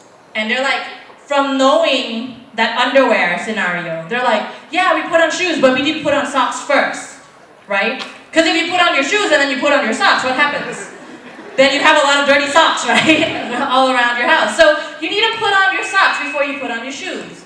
And just simple things like that, the kids then start to understand that there are certain parts that needs to be done before and then after, but not all of it really matters on what happens. So another thing is like, if you ever ask, if anybody has a sibling at home, one good way to get them to know about this is take them to the market. And rather than you pay, you give them the money to pay. And what will happen is like, do you need to give? That's okay, but maybe the second one doesn't really make sense. So that helps a lot. And what we do to help, I didn't think it was like a brain challenging thing, but actually it is, and it puts together all the components of computational thinking, because it has to be 1 to 9, right? And you know that every box has to be 1 to 9, right? So just that, your brain is already computing. And most of the kids, this will be like their first class, so they're like super scared of us at the beginning, because they're like, are you gonna be like in school, you know? And we're just like, no, okay, like, what do you see? Just tell us what you see, you know? And oftentimes they'll be like, starting to realize that there's like 1 to 9, 1 to 9, and that also increases like their computational thinking. And I wrote here, it's pre-class meditation, because also one really important thing to be able to learn well is to have your focus at the very beginning of the class. And so often we don't do that, right? So here's an example. When I'm not teaching the kids, the privileged kids, going to like the underprivileged classes and teaching them, sometimes like the kids have been like, you know, been hit by their parents in the morning. There's a lot going on in their head. And immediately you're coming in, they're coming into class and you're like, okay, you know, and like, this is what you're doing. And their mind's like not there. I need to do it question by question, you know, but these kids are like, oh, who cares? You know, let's do all of it. And that's if you reflect that back into real life, like those are the winners in real life, right? Because in the end, like, if you own a company, do you want like, oh, the guy that does work really, really slow but follows all the rules, you know? Or do you want the guy who's like, oh, can like think really well, and you know, he'll think up of stuff on he or she will think up of stuff on their own and be able to come back to us and say, hey, I have this really good project, like, you know, what do you think about it? So you see like the difference already, right? And that's, like said, even though we're talking about education, it might seem like, you know, to the kids, but it's relevant to everyone in this class as well. The next part is communication. So for communication, there's actually a lot of things to be taught. And communication is actually probably one thing that I teach a lot in organizations. So if you can go to the next slide. So I'm actually going to ask you guys to do a little workshop with me just right now as well regarding communication. Because so often in life, we're talking about like, oh, people don't communicate properly, you know. But you know why people don't communicate properly?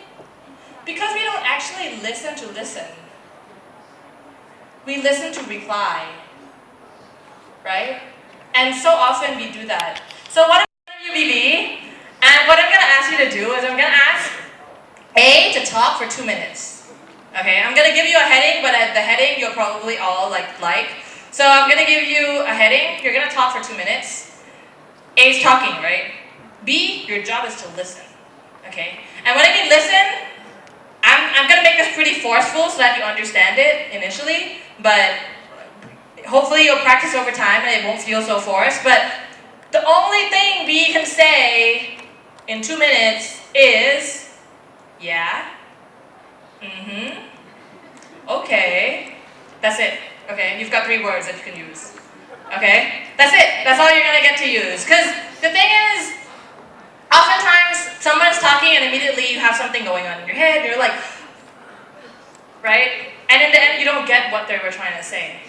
Yeah? So usually, you guys are lucky, I don't have much time, so I'm giving you 2 minutes. But usually when I do this in organizations, I do 4 to 5 minutes, and some people like suffer so much. Like they just sit there like smiling at each other for like 3 minutes, you know? So I'm giving you guys 2 minutes, and let's see if we can also improve our communication skills. So I'm going to time you from my phone.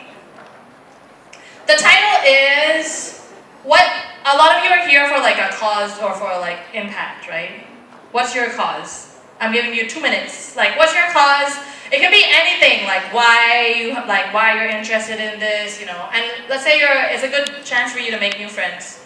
Hopefully if you're sitting next to someone you've never known before. So, giving you guys 2 minutes. Ready? Oh, here's another thing. I see some people like taking up pens and everything. So like, calm down, okay? So, the thing is, I would usually, when I do this for organizations, I say like, okay, you can note down, but not your first time around. Because the first time around, if you're trying to note down things, what happens? Eye contact is not there. And oftentimes when your eye contact is not there, people don't know if you're listening or not, right? So for this time around, it's like eye contact to the person that you're listening to. And the reason why I said you can do like, yeah, okay, is because it's to show that you're still listening, you know? Because have you ever talked to someone, they're like dead still? And you're kind of like, is he still alive? Like, is he breathing? You know, so just, you know, kind of give that response so that people know that you're still breathing and doing well. And what I'm gonna ask you guys to do after that, listen, but after you listen for 2 minutes, B will do a summary of what A said. But you're gonna give back that summary in 30 seconds. Okay? But you're not allowed to write anything down, okay? Listen, and you know it's like when you're doing mental math when you're a kid? It's like, but you're not saying anything out, so like just do that like, you know, in your head as well. So 2 minutes, ready? Ready? Okay, so 2 minutes, ready, go. Guys, it's really quiet. Okay, okay, there we go.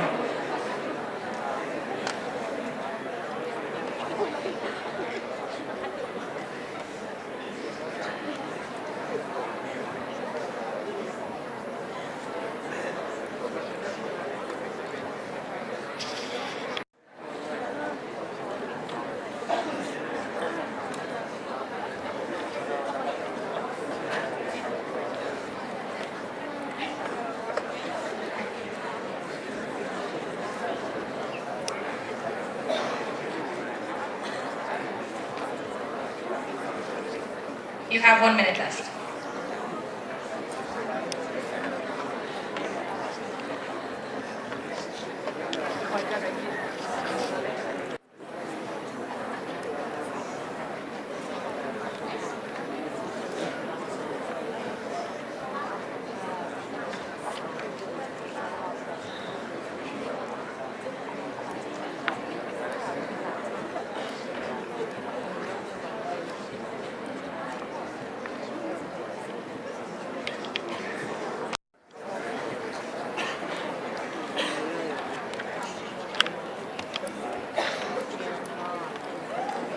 Okay, time's up. 30 seconds. Give it back, 30 seconds before you forget. We'll clap later, 30 seconds first. B.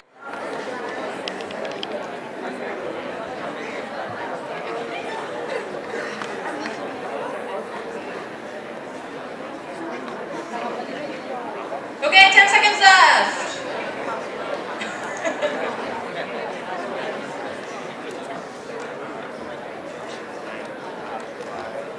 Okay, time's up. Give a round of applause to yourself.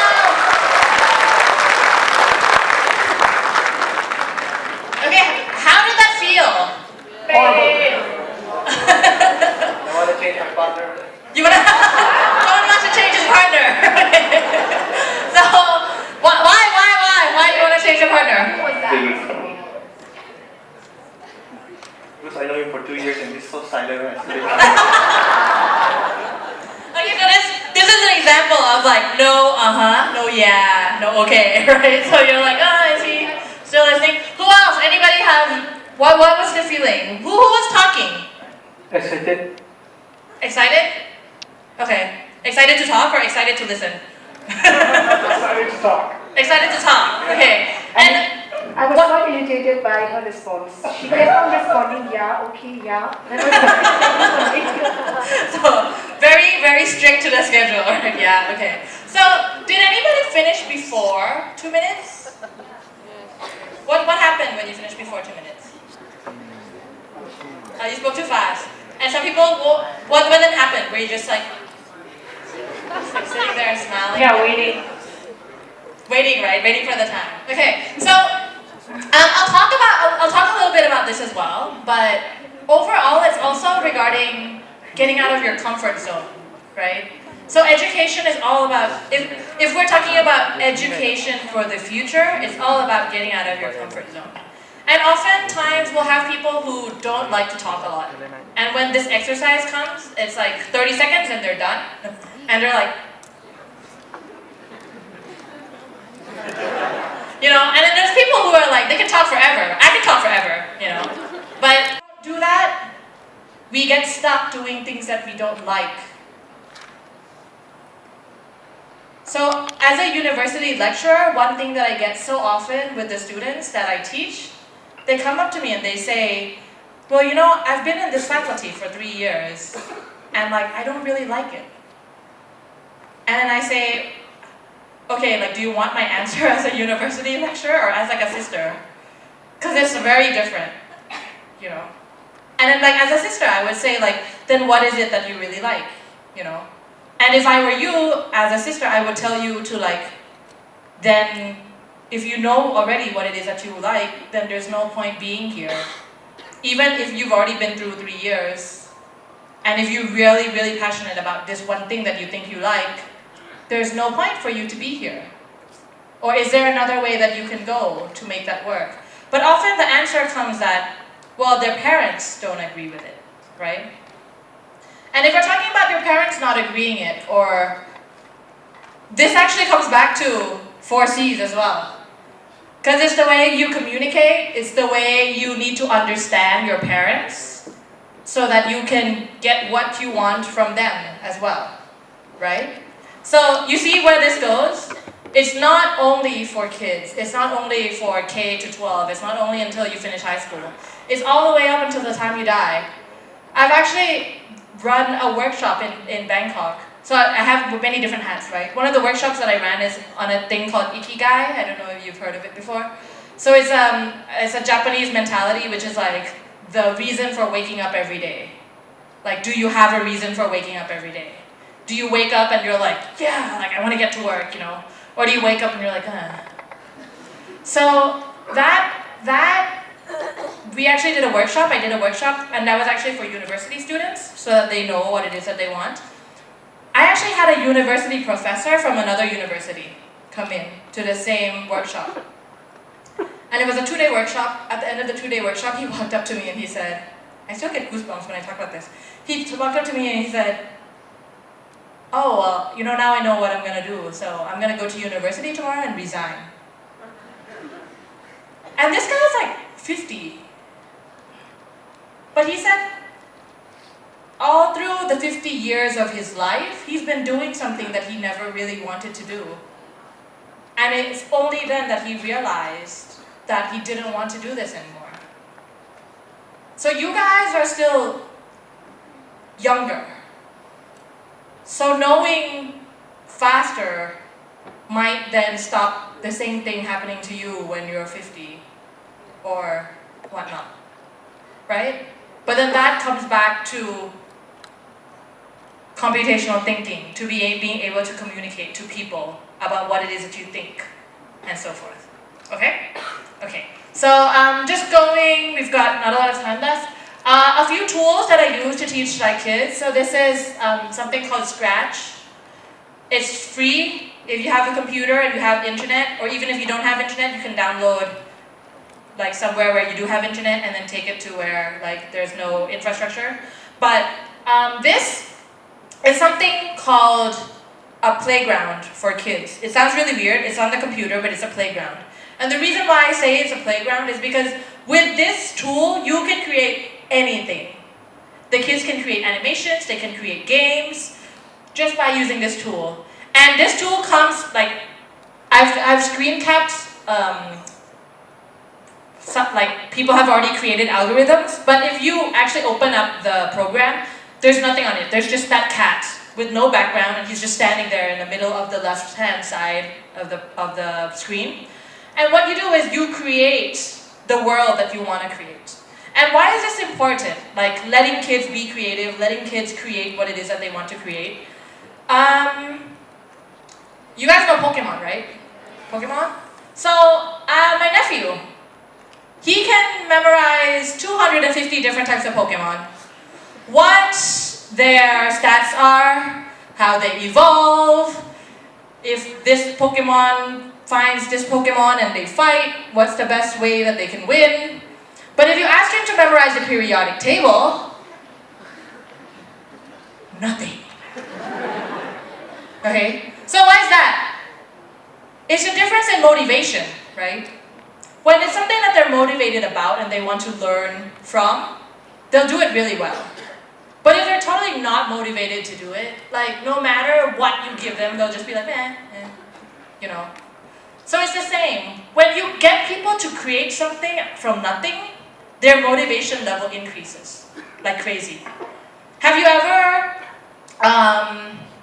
made something, maybe like, let's say you make an omelet, okay?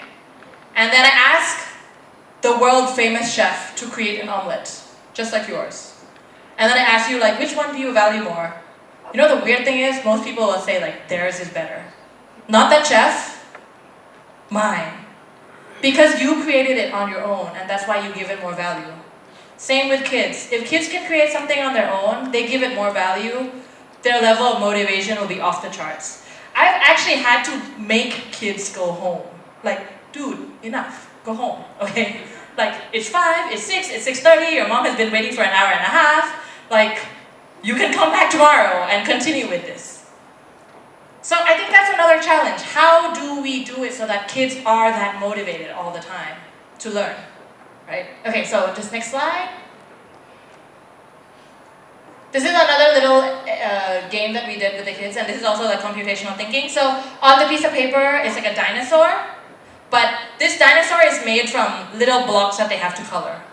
And we only give them one sheet of paper, and all of them have to like be around that block and try to color it in.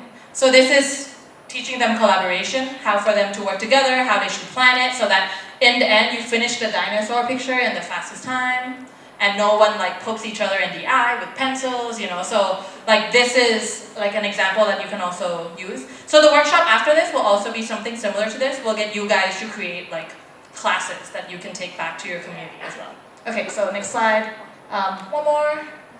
This is creativity, like said, super important. So IDEO is the company that, you know, is like the thinker of design thinking, right? I talked a lot about design thinking.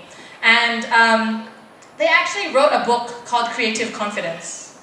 Because it's so important. Not just creativity, but creative confidence. It has to come together. Because if you only have creativity but you never let it out, is that doing any benefit for the world? You're like, oh man, I know I'm super creative, but I'm never gonna tell anybody. You know? Like that's not gonna help very much, right? So as well as being creative, you need to be confident about it. You need to be able to, you know, debate to people like why you think this idea works, but also be humble enough to take feedback from other people and be like, oh, okay, yeah, that's a good idea, so then maybe I should change it a certain way. So teaching creative confidence, how can we do that? If you go to the next slide. One thing I like to do with the kids is give them like a piece of A4 paper with just circles or just squares or just some random shape. And what I ask them to do is like, okay, I'm gonna give you a minute. Draw as many things that's related to a circle as you can. Okay? And I'll tell them to start. And if you can go to the next slide. So then they'll start drawing like random things. So here I have like, this is my attempt on computer to draw like a seal, right? So there's a seal in the top left hand. At first it was a cat. And it was too difficult to draw the ears, so I was like, it can be a seal. Ah, see, creative confidence, right? And the second one is pizza. And I've had this in my class. So pizza is like, it's a circle, right? And they split it into eight different sections. And then he draws the exact same thing in the next slide, in the next one. And I'm like, so you're drawing two pizzas? And he's like, no, this is a pizza, this is a wheel. And I'm like, okay, yeah, okay, that makes sense, you know? So you see, it's up to, and you can't tell them like, no, you can't draw the same thing twice. Because what's that doing? You're killing their confidence and you're killing their creativity, right? You can't grade collaboration. You can't grade critical thinking. And if you're trying to put something that you can't put into a box, in the end the box will break. So you might as well acknowledge that the box will break now and understand that you need to grade kids in a, not comparing them to other people, but just seeing every day how you can make them a better kid than they are before. And I think like that's it. Like sometimes we're overthinking things too much. Maybe in the end education is just how everyone can grow and learn and be a better person than they are right now. And maybe that's all we need for the future as well. So, next slide, last slide. if I remember correctly. No, next one. One more slide? Yep, so hopefully we can improve education for ourselves and the kids together. If there's anything, you want to know, any worksheets you want to get off me, email me, so that's doro@learn.co.th, and that's my LinkedIn. And thank you very much for today for having me, and hopefully this was a useful session for you. Thank you, Dora, for the wonderful session. If you're open, we would like to take some questions from the audience.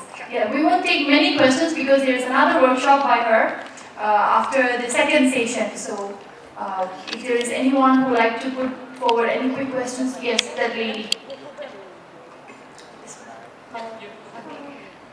Ma'am, there is a say, when the kids, there is a saying, not all the kids are same. So when we teach them, the teachers and students, when we teach them, some kids are very naughty and they're saying that no physical punishment must be given to the children. So then the elders say that when they are out of hand, so naughty, then sometimes you need to beat them. There's some saying like that. And what do you think about that?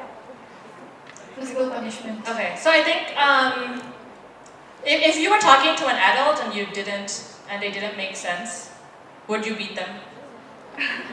No, this is like a serious question, right? Because in reality, you won't beat, it won't be like, I'll punch you in the face, right? So I think it's the same for kids. And the reason, if you're talking to adults and you don't do that, what do you try to do when you're talking to an adult and they don't have the same viewpoint as you? I think a lot of people will try to understand, right? So I think that's the same with kids. But often we see kids as we see kids as kids, and we think they don't have a lot of things in their mind. But remember the deep listening that we did a moment ago? Listening to listen? I think if you're able to do that with the kids, you'll start to realize a lot of the issues that they have is actually because of something that's happened maybe in their family or, and then when you understand them more, it's really weird, but I've had cases like this where just sitting down with them and talking to them and just not even talking, just listening to them. The next day they come into class and they change as a person because they trust us more than before because they feel that there's someone that they can talk to. And this is even little kids, 5, 6-year-olds, So I think, I don't believe in hitting kids, but I do believe in counting to 10, taking a deep breath, counting to 10 and being so why did you do that? Can you tell me why you did that? Just so that you understand it more. Yeah. Okay, man here, center. Here. Okay, can I, you and then you? Okay, yeah, just two of you. Okay. Yeah. So it's I'm overboard right now. I'm very happy that I've been given this opportunity to be hearing all these things from you. And it's we are given so much knowledge and we are ready to implement everything. But then one thing I really want to know is that being a business degree holder and an educator, is there any interdisciplinary approach between the two? Can you please explain that? So that works within the two, right? So I think I think it's the mindset. How can you create kids so that they don't have fear? And it's funny because I actually use that a lot in my team as well. So the team that I run right now, I have a team of around 20 people that I look after. And the 20 people are split into pairs. And then these pairs run new businesses. And initially, these people came from other organizations and they were not able to do that. And oftentimes I'll reflect with them and I'll be like, so why were you not able to do that in your old company, but why that you're here now, you can do it? And the only thing they said to me is because you give us playing space. So, and whenever we do something wrong, you don't scold us for it, but you try to help us find a way out of it and to make the next better product. So I think by doing that, it goes to the same, right? Build, measure, learn. If you put that mindset into kids, but you also need to help facilitate for them to believe that they can continually do that. I think Yes, that's... ma'am. And being a business degree holder, is there anything like interdisciplinary approach between being that educator? Do you apply any business knowledge to this education field? Like, Yeah. Interdisciplinary approach between the two. So, as in like using business and education, right? So that's my job, my full-time job right now. So creating education businesses, understanding what the need is, and just creating as many businesses as we can to help. Right now, just Thailand, but hopefully not so long we'll get the CLMV countries. Hopefully we can come here and see what we can do. We're really inspired, ma'am. Hopefully, you know, you guys can do it too here. Okay, cool. Thank you. Miss, I have two questions. Yeah. First one is, as you talked before, there is a hearsay in the very near future, AI might replace most of the workers. Yeah. Actually, we have a threat of jobless and unemployment.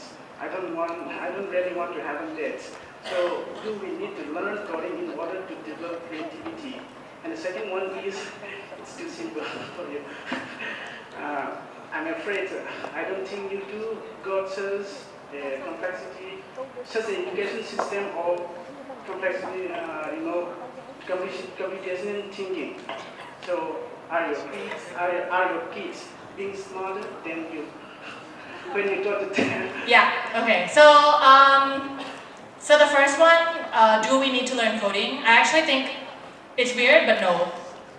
I teach that, but like I said, the reason why I teach that is I teach kids to code to learn, so that they understand the thinking rather than the coding. And I think the reason why I teach kids to learn is so that they have that level, like the critical level of thinking. But I think actually what's more important in the future, and I think the World Economic Forum just released a paper not so long ago, saying that actually humanities will be something that's more important in the future than like all the science and everything. Because in the end, it's harder for AI to replicate something that's like more on the art. But we're starting to see it though. Like AI are creating music, they're creating like art pieces, but it's more difficult for them to be able to like touch on the humanities side of things rather than the science part of things. So I think it's a no. You don't really need to learn it, but if you do, then and you're really good at it, then there's a chance that in the future you will be programming these programs, right? So I think that's the first question. The second question, I don't know if they're smarter, but I know they're better children, and I think they're better. So I don't know if you probably don't see my shirt very. So the name of the organization that I'm running now, I call it Kid Hero, right? And the reason why I call it Kid Hero is because I think we're too focused on kids being smart, when in reality what we need in the future is kids being smart and good. So like in reality, every kid is a hero in their own right, right? But so often like that hero inside of them is suppressed by people all around them, usually adults. So I don't know, I wouldn't be able to fully say like, oh yeah, they're a lot smarter than me now, you know. But they definitely ask better questions than when I was a kid. So they're more confident. Like I said, I don't know if the smarter part would, and I don't know how smart I was as a kid. So I don't know about that, but I definitely think like overall, like how happy they are with like, you know, what they're doing. How much they care for other people. I think I see that a lot more than when I was a kid, at least. So I think, does that answer your question? Okay. Cool. Ma'am, Miss. I'm really sorry, but since there is a time constraint and since there is again another workshop with Dora, so you can ask your questions during the workshop. It's going to be an interaction section. So after the workshop, and I'm here until tomorrow. Not here until tomorrow, but like in this area until tomorrow. So if there's any questions after that, like just feel free to walk over, say hi, and ask. Okay. The workshop is over, yours to ask questions. So please bear with us until then. Thank you, Vikram. Before you go down, we would like to show our respect and appreciation for that wonderful, session. May I call upon our founding curator, Mr. Armstrong, to kindly come on stage and felicitate Ms. Dora. Excuse me. Would you please show up the email once again?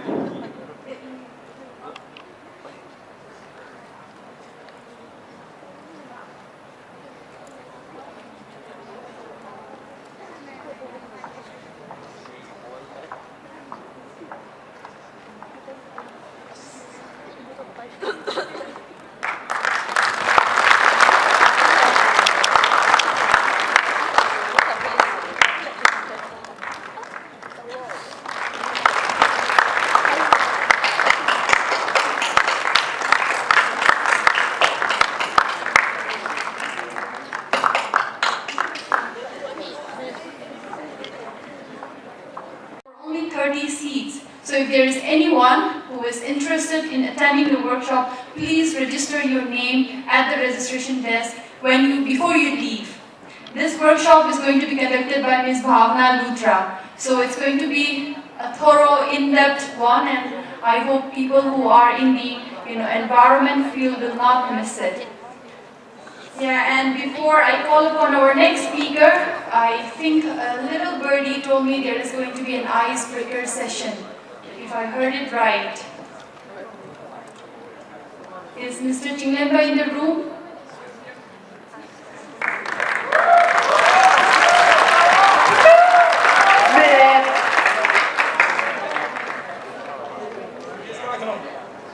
Yeah, and may I request all our participants to kindly turn off your mic. Yeah, turn off your mics, guys. Okay, Yeah. great. So, I think we're having a good time. You guys learning? You guys enjoyed? Yes. Okay, so Temi's gonna get ready for the dance. I'm just kidding. Okay, great. So guys, let's do it like this. Let's stretch a little bit. I want you guys to have fun and enjoy this. So what I want you guys to do is get up, guys. Come on, let's go. Everybody get up. Let's go. Stand up, guys. Let's go. Denise, can you hit the music, please? So we're gonna get our energy on. Is that cool? Yes or no? Yes. Okay, great. So for the boys, I wanna ask you. Just 1 second. Control room na lady do volume tang like Cuba. Thank you. Okay, great. So we're gonna do a very, very, very fast experiment. Okay. All right, great. Okay. Okay, Dinesh, can you hold it? Just one second. All right, I like it. He's dancing, man. Okay, good. So we're gonna do a very quick experiment. Okay, everybody, follow me. So what I want you guys to do is, if you guys can hear it, no kutos martito. Hold your hand like this. Great, awesome, amazing. Gotta cut your nails. Okay, so what I want you guys to do, this is an experiment. This experiment is done in Stanford University to prove something. Okay, so we're gonna study this. I did this research and found it really interesting. Okay, so what I want you guys to do is put your hands like this. Normally, normally,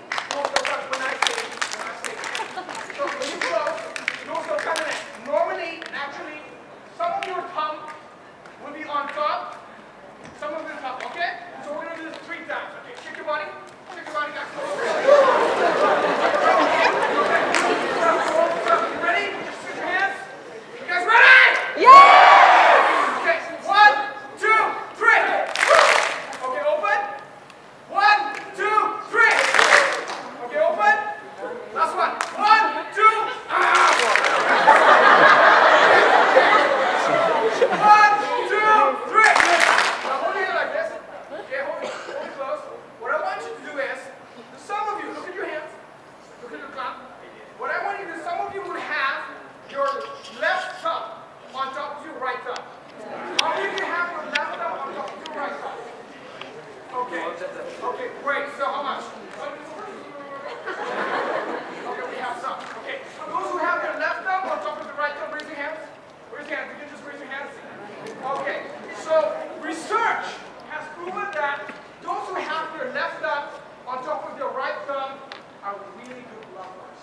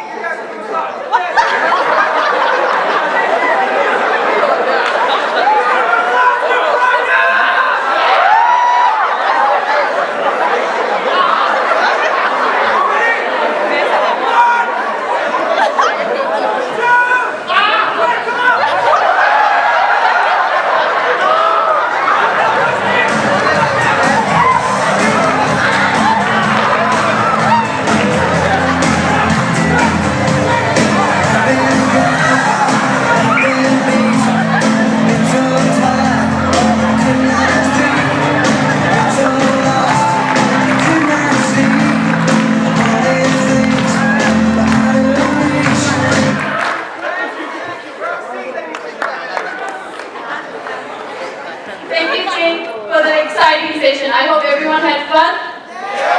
All your nerves are like active. You're ready to absorb more knowledge. Good. Okay. Before you leave, not right now. Okay, thank you. So I think without further delay, the time has come to call upon our next speaker. But before I call out his name, let's have a look at his profile.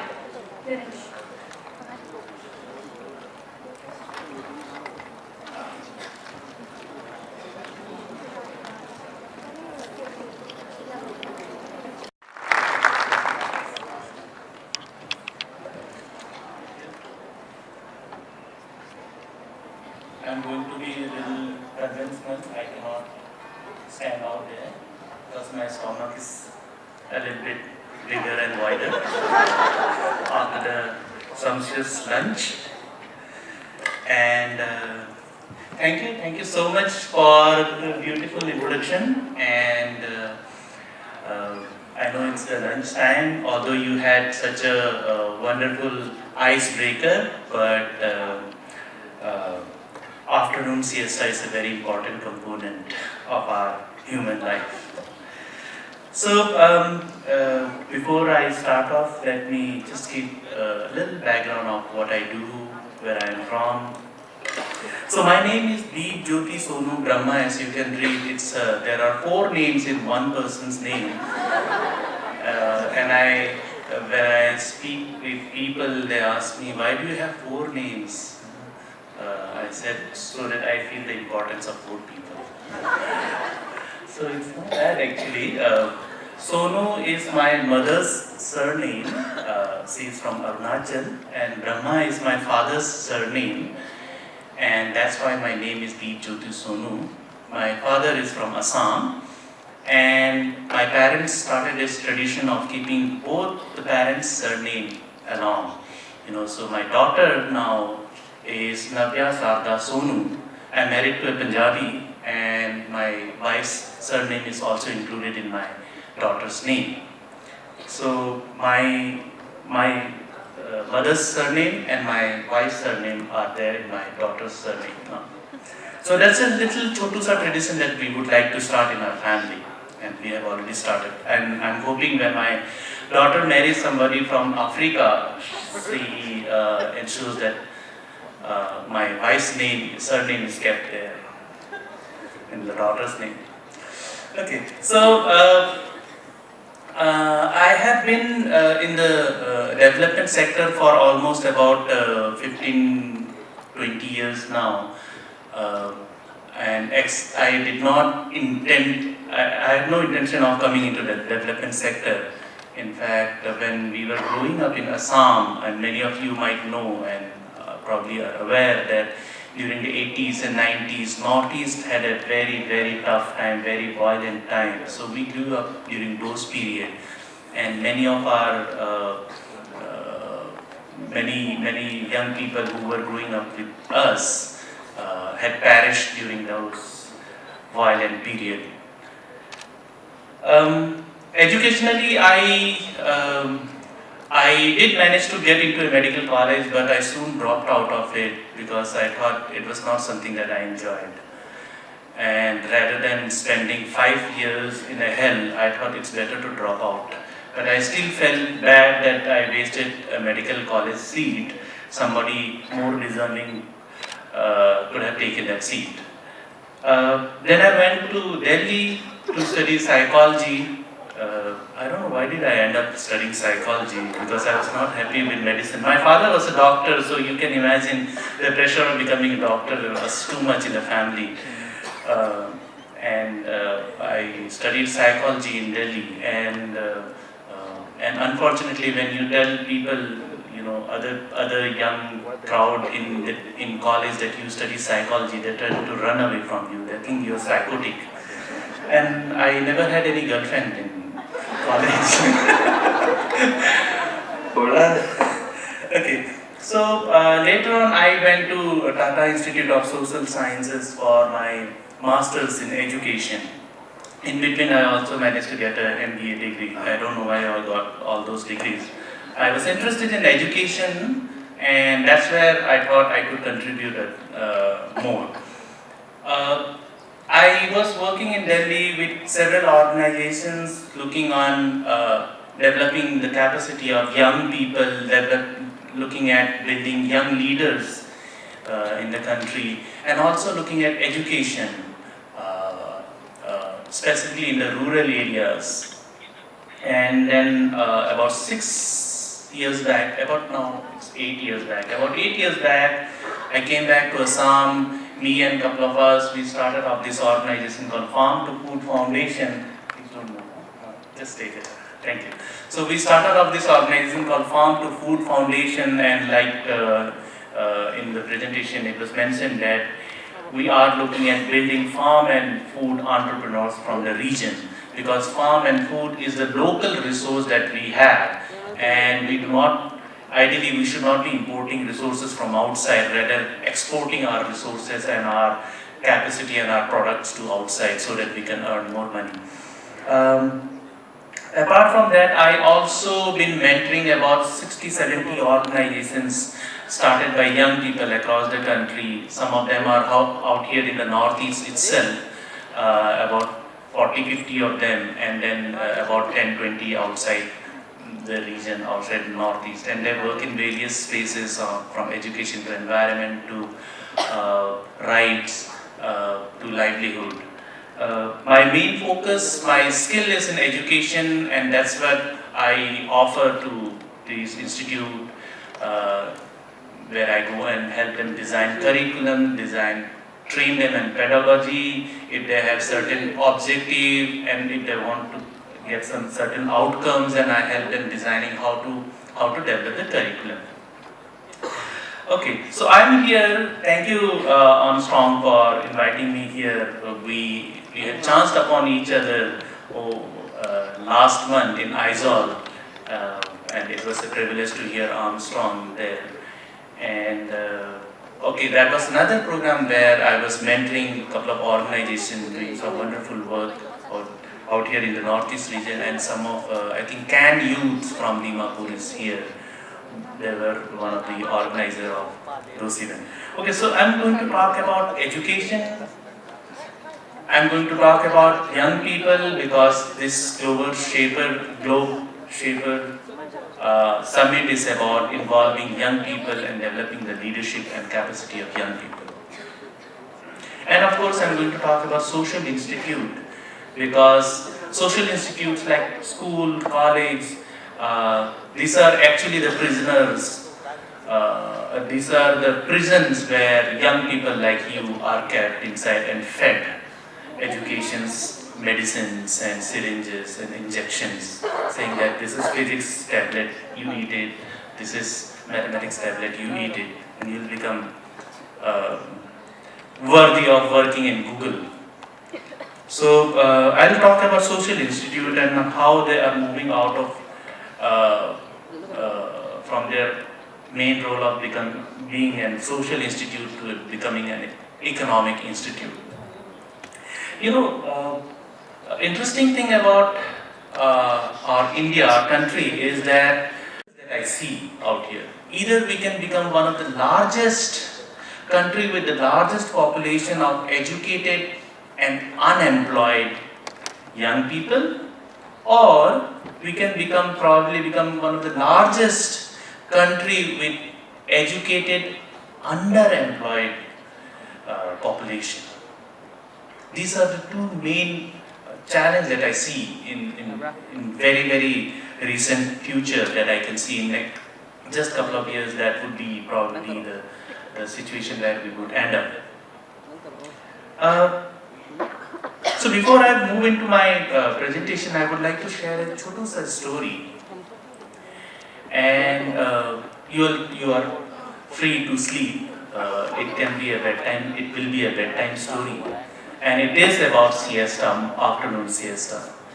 So, my father working in government sector for about 45 years, he finally retired and he went back to his native village after 45 years. So when he went back, the village was not a village, it was more like a biggish village, kind of a smallish town. And the house where my father used to live had not many houses, again all retired people coming back after working outside for 30-40 years, now coming back and wants to settle here and probably die here. And my father used to, and my mother was also there, so their daily routine was they wake up in the morning, go out for walk, come back, have breakfast, go out and socialize, come back and have lunch, and then have the afternoon siesta, which is very important for my parents, for my father. So that was the ritual of that, and then the entire neighborhood was very peaceful, very quiet, because everybody was old, retired people, so there was no jhagra, nothing, no shouting. Probably people were they wanted to settle there because they wanted to get out of noise. But just a few blocks ahead of my father's house, there was a school. And it was a secondary school, senior secondary school. So class 11, 12 students used to study there. Every afternoon around 3 o'clock, when the school gets over, students used to walk out. Rather, they used to run out of the school. You must have create a ruckus while passing through that neighborhood. Now, afternoon siesta starts around 2:30, and around 3 o'clock when the school gets over, all hell used to get there, right in front of my father's house. He could not, nobody in the neighborhood could sleep because this 10 rowdy young boys were passing through that place, through that neighborhood. They were creating noises, nobody could sleep. And people were scared to talk to them because, who would want to talk to these young, energetic boys? They might bash up these old people, so, stay away from them. But my father, being my father, he wanted to do something about it. So one day he stood beside the gate at around 3 o'clock and he waited for these boys to come out of the school and create their usual ruckus in the neighborhood. So they came, they enjoyed, they were kicking, shouting, yelling, and suddenly one of them sees this old gentleman standing next to the gate. And then said, "Hey, see, that old man is standing there." And so they were all like a little shocked. Why is this old man standing here? So my father looked at them and said, hello, hi, young man, can I talk to you for 2 minutes? So these boys thought, okay, now this old man is going to give us gyan. But we will also give him our own versions of gyan. If he gives us gyan, then we'll give him back the double. So they went ahead and my father said, hello, it's such a pleasure to meet you guys. I have been working outside for 45 years, but I have never seen such a beautiful skill, such a wonderful skills like you guys have. You guys are the futures, Metallica, Black Dad, Bon Jovi, and who else, I can't remember the names, but all these people. And these boys were like, what, is this man gone senile? And he said, I have never heard such beautiful music ever. You guys have the skill to create music out of trash, out of noise.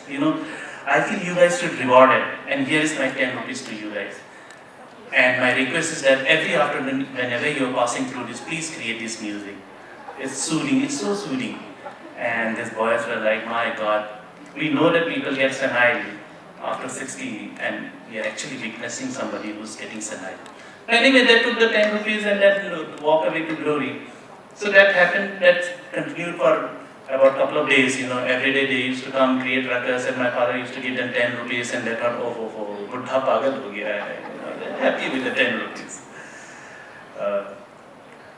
This continued for a couple of days, and after a few days, then again at 3 o'clock the school got over and they came, all the boys came out and they were expecting that old man to give 10 rupees and they'll use that 10 rupees to buy chocolates and whatever they would like to spend on.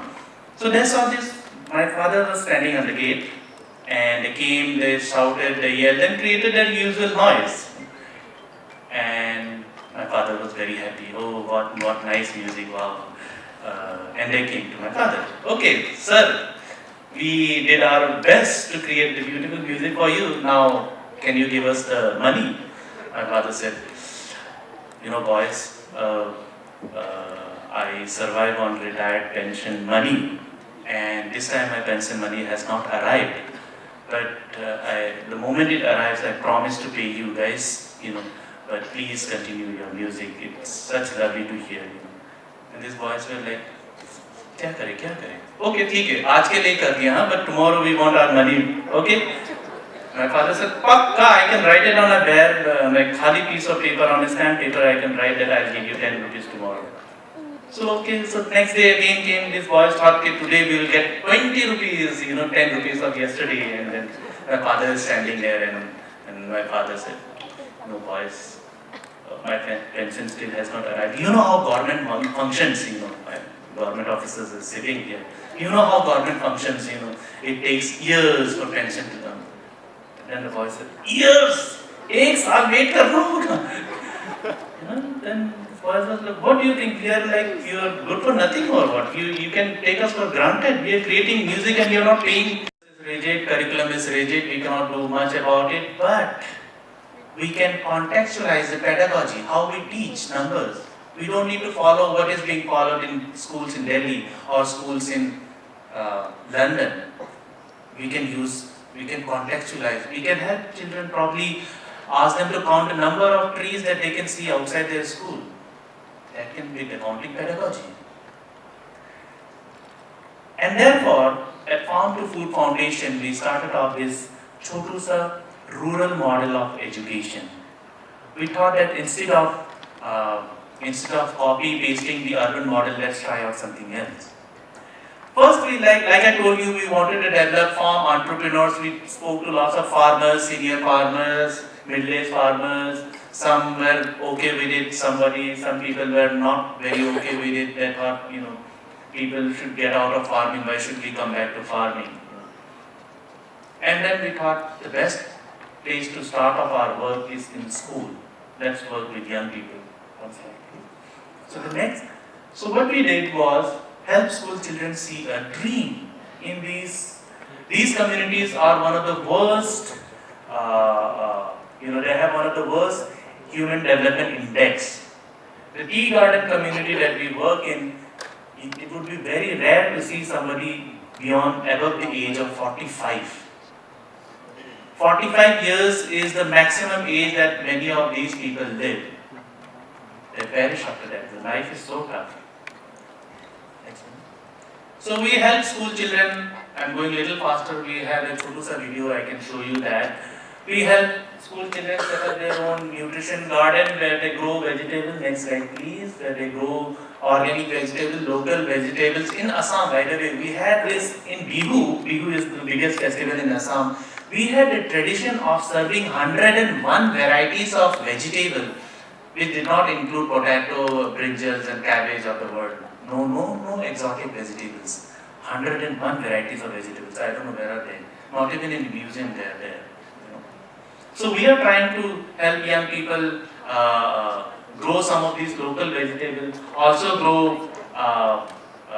So all the vegetables that they grow, they sell it to their school midday meal authorities. They also produce vermicompost and sells it to the nearby tea garden. And each of these students also has a savings account.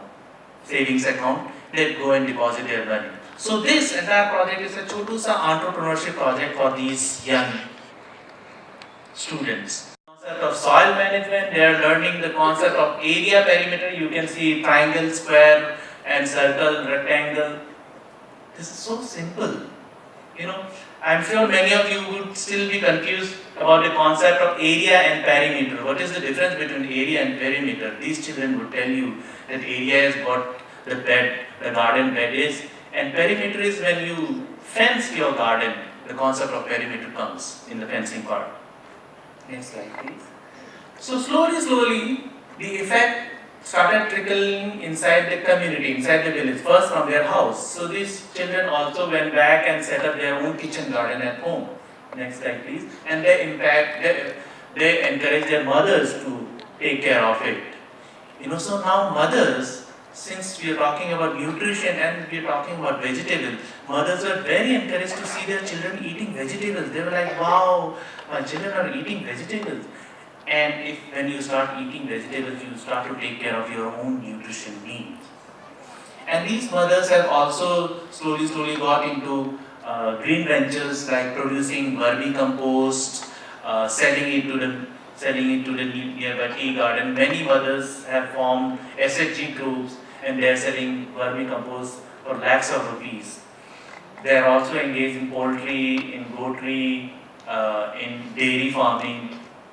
So that's how, and slowly changing, impacting the agriculture pattern of their community, of their area. And slowly they are turning into agriculture entrepreneur. When we started off, people were saying that agriculture is only for people who are failure in life. But when we ended, everybody is saying, wow, agriculture is a profitable venture. So only switch was required was that instead of looking at agriculture from a very sustenance perspective, looking at agriculture from an entrepreneurship perspective.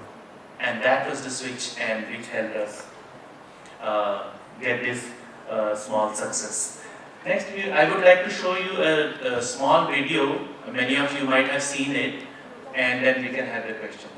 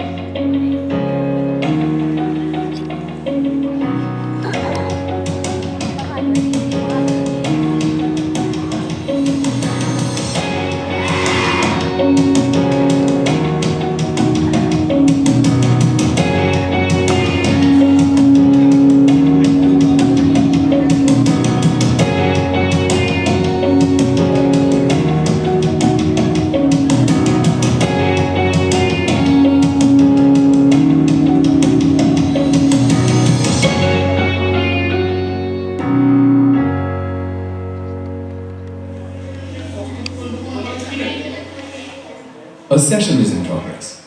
The students are being encouraged to talk about their dreams and ambitions. And through these discussions, the facilitators of Farm to Food are introducing the idea of eating healthy and being self-reliant to the students. Farm to Food Foundation works with schools in Assam to help young people to be entrepreneurs in farm and food related areas and imbibe the value of growing your own food. Students of 6th, 7th and 8th standards are taught to set up a nutrition garden in their school premises.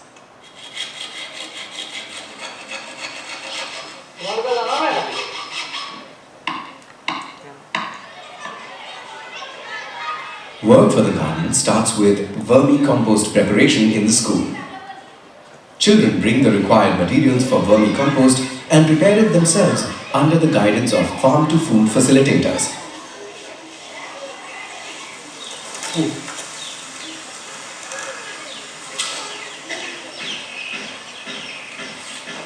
A carefully crafted curriculum helps the students learn not only sustainable farming, but also science, maths, economics, and other soft skills. In the garden, the raised beds are made in different geometrical shapes, not just because it is fun, but also to help them learn the concept of measurements like length, area, volume, and so on.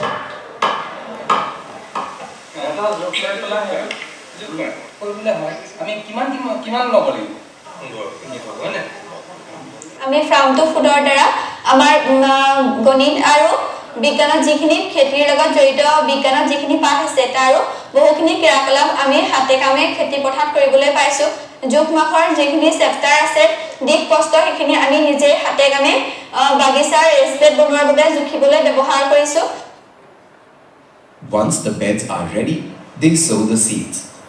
The seeds are usually collected through Bij Dan Yatra or seed donation in the village. This helps the children to connect with the elders in the community. Along with local seeds, they get guidance and help from the villagers.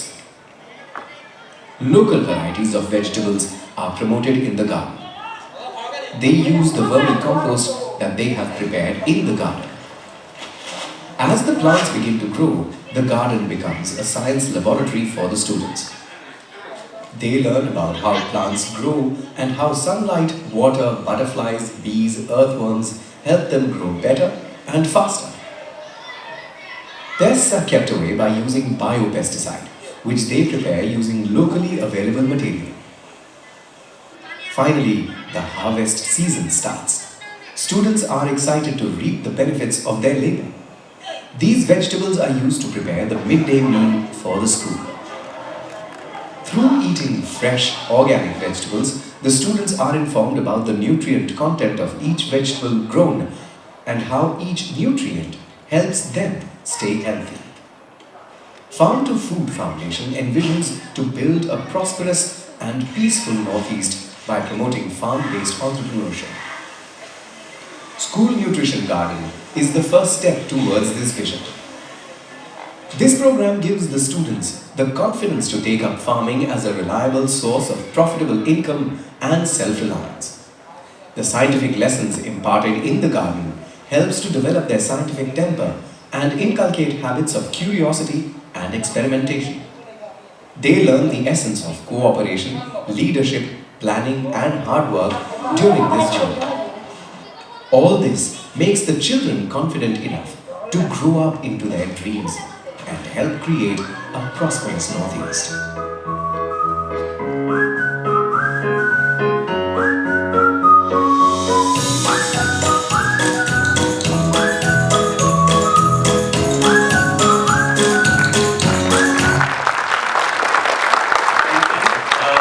Two of our students conference in Bangalore, they will be presenting about this program. Thank you. Okay, thank you so much, Mr. Sonu Brahma. Sorry, Dipjyoti Sonu Brahma. So, if there is anyone who would like to ask any questions, please raise your hands. We won't be able to take many questions, but yeah, we will take few. Raise your hands, please. Where are you? Yeah, there. Okay. Good afternoon, sir. Here I want to know something about in your school. you have to pay for organic farming. So how can we benefit? How far did you get benefits for the organic farming? And in these days, the technologies were being very advanced. That we are going. How will we train the students that in order to get a proper knowledge in regarding with the organic farming, and will you implement more theories or practical to the students regarding the organic farming? That's all. Thank you, sir. Thank you. The bit about technology is that technology will always be growing faster than we can imagine. So there's no way we can probably compete with technology. But what, like even Dora was mentioning, is that we can use our heart, our head, and our hand to become better than technology. Organic farming is not very exotic. It is very, very simple. Some of our corporates have made it sound very exotic.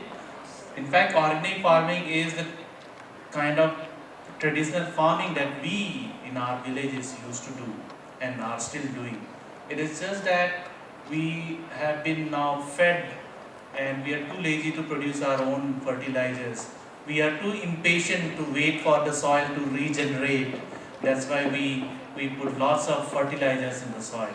So what we have been doing is, instead of so I'm not an agriculture expert, but there are people in our team who are organic farmers themselves, and we invite the local farmers to come and give the Gyan Dan to these students. So it's our local farmers who have been doing traditional organic farming coming and sharing the techniques of doing farming, rather than I being going and giving them the Gyan. So that way what is happening is the gap between, the distance between the community and the school is also now reducing. Now people, the farmers also feel that they have something to contribute to the school's teaching and learning process, and that is very, very important. And also for students to see that a farmer, a local farmer whom he has probably seen for the past 6 years, also has so much knowledge, so much information, and so much can be learned from these farmers. So we have been asking the farmers to mentor our students rather than we mentor our students, and that also saves resources, and also bring in the idea of using the local resources. And organic farming is very simple. It doesn't require much money. For example, producing this vermicompost is very easy. In agriculture university, you would be trained to use the exotic variety of earthworm which we import probably from Australia. But what we have told students that we don't have money to give you to buy those earthworm, so you go and find your own earthworm. And our children can find out where they can find this earthworm. Especially under the banana trees, they go and dug, get a couple of them, put them in the vermicompost. So they're using these local resources. Similarly, for biopesticides, one of the observation skill that one needs to use here is there are certain leaves, there are certain plants that cow, goats, and other cattle do not eat. There are reasons behind it. And so we have been using these leaves, concoctions of these leaves, mixture of these leaves along with the neem leaves and other leaves which cattle do not eat, to make biopesticides. So again, no money is involved. Yes, money is of course needed if you calculate the human resource cost, but it's very simple. Thank you. One more question? Yes, the lady at the back. Okay, thank you, sir, for giving the time. Here's my question. Geographically, our lands are hilly, so my question is, how can we start agriculture to flourish in our site? Okay. Traditionally, we also, even in the hilly areas, we still do our own farming. It's not that we have stopped doing farming. The idea is not to have 10 acres of land to do farming. The idea is to do smart farming rather than doing large farming. So even in a small patch of, like we are doing in about 400 plus schools in Assam, And some of these schools also comes under flood areas. So every 6 months they are under the water, So we cannot do much farming out there. But children are doing box farming, step farming. If you know the process of doing it, and if you can do if you have the problem solving approach, you can definitely do it. Specifically in the hill areas, it is very much required. If we start putting lots of fertilizers on our hill, all the hills will come down, and then we will find ourselves somewhere in the Indian Ocean. One last question.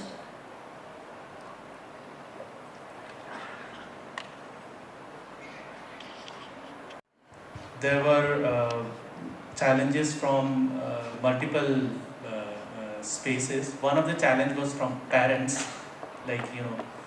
Parents would say, we are sending our children to school so that they can get away from farming. And you are teaching them farming inside the school. Where will our children run away now? So we tell them that, what do you want? What kind of future you want for your child? Or we want our children to become doctor, engineer, teacher, army, some profession, but farmer, no farming. It's all right. People have their own dreams for their children. But to become a doctor, engineer, IAS officer or police officer, you need to study well first, right? You need to learn science and maths first, right? You need to learn it properly so that you can pass your examination, and then only you can become IAS officer or a doctor or an engineer, right? And we will help through this project, we will help your child to learn science and maths better, and at the same time eat vegetables. And the parents most of the parents were okay with this idea and excited about this idea. That science, of course, whenever you say science in village school, parents would be excited, we want our children to learn science better. From several schools later on. One of the challenge was from the teachers that, we are here to teach, not to do farming, why are you pushing us to do farming? So you don't have to do farming. Farming would be done by the farmers, the parents who would come and help your children, who will mentor these students. What you would need to do is help link between the activities in the farming and the chapters that you're teaching. Say for example, if you have to teach the chapter of photosynthesis, go out in the field. When the children are in the garden, tell them about the process of photosynthesis and they will learn better. In fact, these children are much better, they can do farming very easily. Even if you blindfold them, they can do farming very easily. It is that the process, like what Dora had also mentioned, the process is the learning process. Whatever you're doing, try and learn something out of it. So these were some of the challenges, and we had the solutions that we could offer to them. Thank you so much, Mr. Dibyogi, for that wonderful session. Before you go down, we would like to take a moment to honor you, sir. May I call upon our founding curator, Mr. Armstrong Kwame, to kindly come up on stage and felicitate our speaker.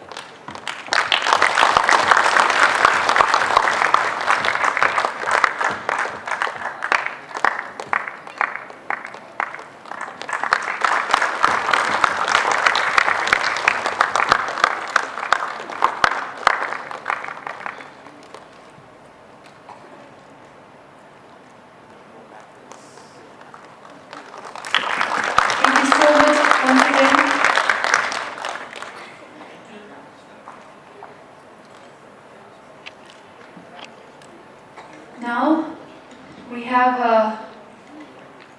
a small announcement. Before we proceed with the workshop, we would like to take a moment to award the winner of the photography contest of Imphal Jamboree. We had a very small photography contest, online photography contest, the theme being education. So the winner is Mr. Mike Mangang. If Mr. Mike Mangang is in the room, I would like to invite him to kindly come up on stage. Is Mr. Mike Mangang in the room? Yes. Please give a round of applause for Mr. Mike Mangang. This is the photograph that he submitted, and the caption being, "Concentrate in studies for a brighter future." May I again request our founding curator to kindly come up on stage and present our humble token of love and appreciation for Mr. Mike Mangang.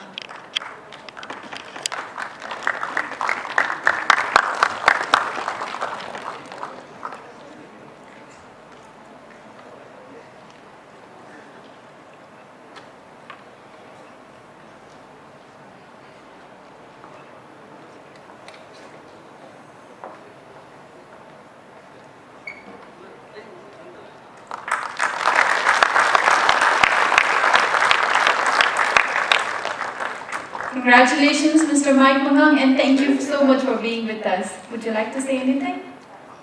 Okay. Thank you so much once again. So now, ladies and gentlemen, we have finally come to the point where we head over to the dining hall for the workshop with Dora. So, are you guys ready? Great. Then let's all head over to the dining hall to proceed with the workshop and education. Come on, guys. This will be the last session for today. 15, 16.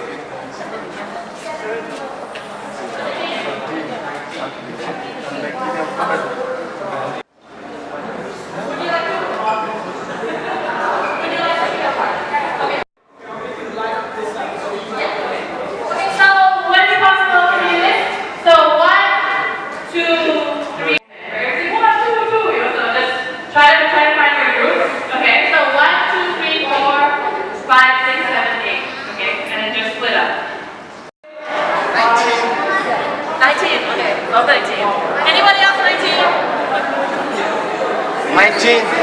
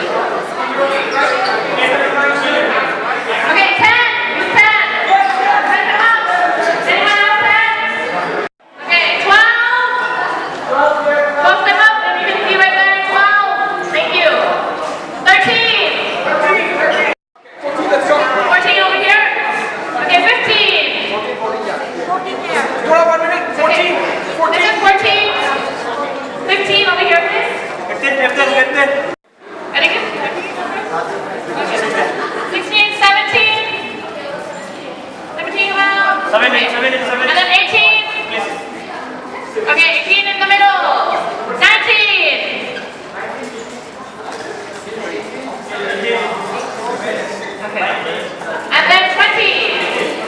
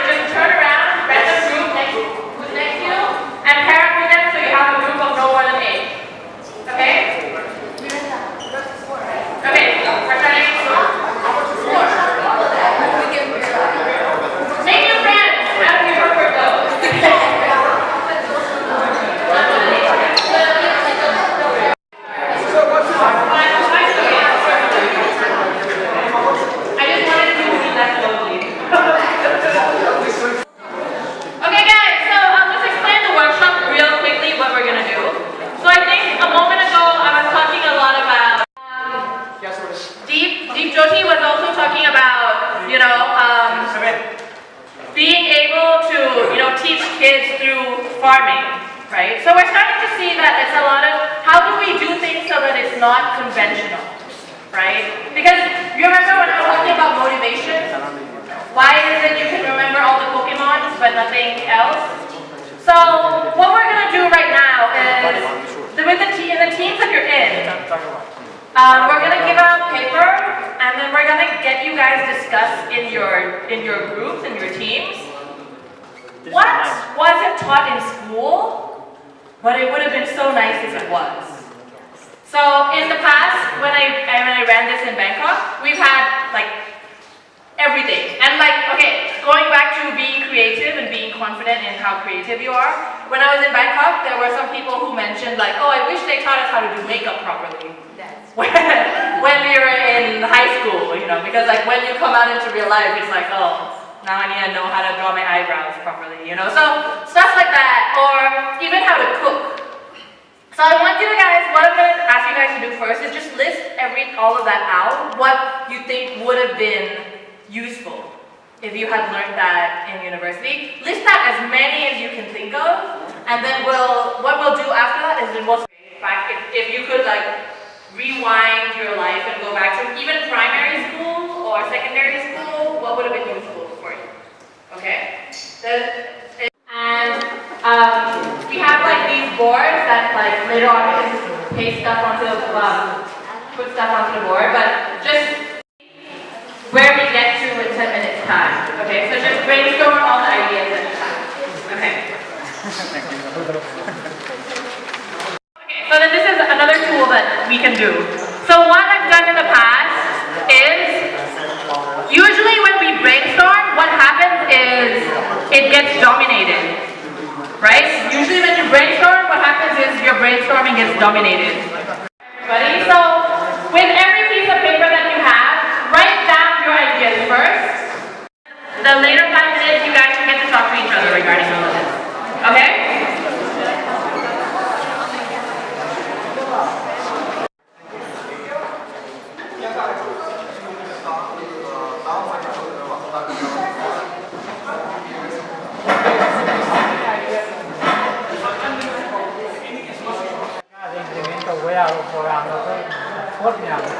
Anything at school and all the school coming in the thumb, or the top with the home like that, like that.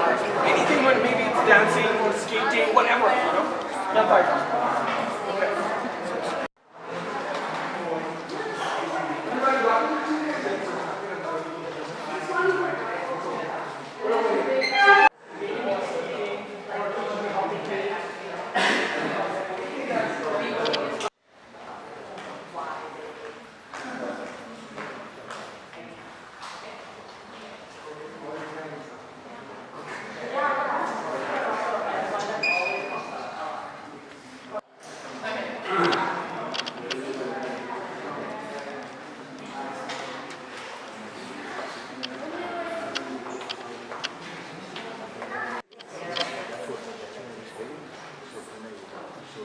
Life title life.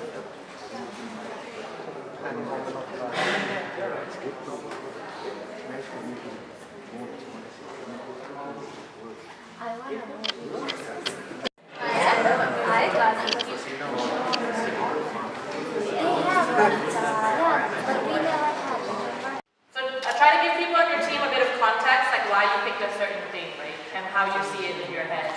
Just so that it's not like a one headline and that's it, right? Okay, so just try to share within your teams. And I think I'll probably give you a few more. It's 4, okay, so we'll end it at 4:35. Okay? So then a few more minutes just to share.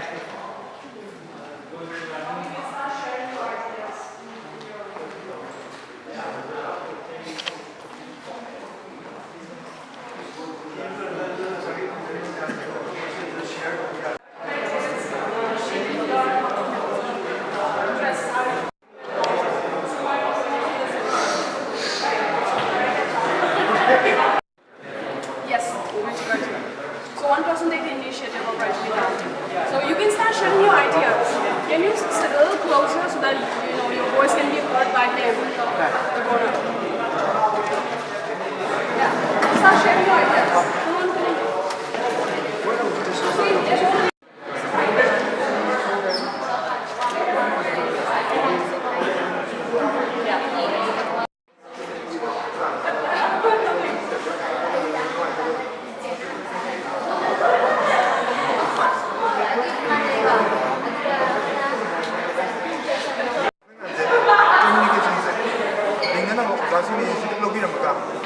post to be on target. Any job opportunity where is job that way first interview thing is what is interview na khang daba see problem ne I want to talk right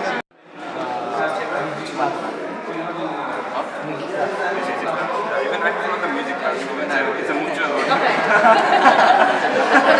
It's good to see like mutual. I had singing also. Music and singing.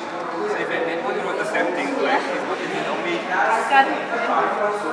Second thing what I wanted to learn from my school, like we always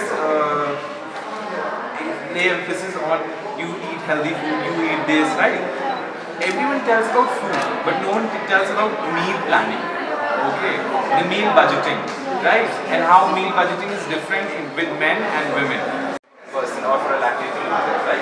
Why it should be a responsibility of a husband only. When there is a child, 10-year-old child, he can also take care of the mother if she's there a second time.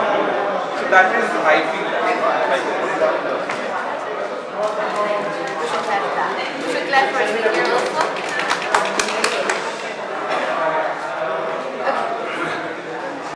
Have been much more better, it would have been much more, we have been able to understand more if we had a practical based approach of learning to understand. It has been wonderful for us to learn rather than to memorize theory.